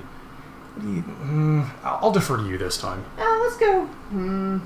Let's go with Oozworm, because Paper Pixie usually finishes up around now. So yeah, you're right. If we raid her, there's not going to be a whole lot going on. But Oozworm is probably going to be going for a little while, because he's got several things beyond Jazz Punk on his 2 playlist for the day. So let's send on over to him. Yeah, let's make the raid message xdeath.exe has killed our heroes. Yeah, sure. Thanks for coming, y'all, and we'll see you tomorrow. Hopefully we'll kick this pig. Good night. Good night.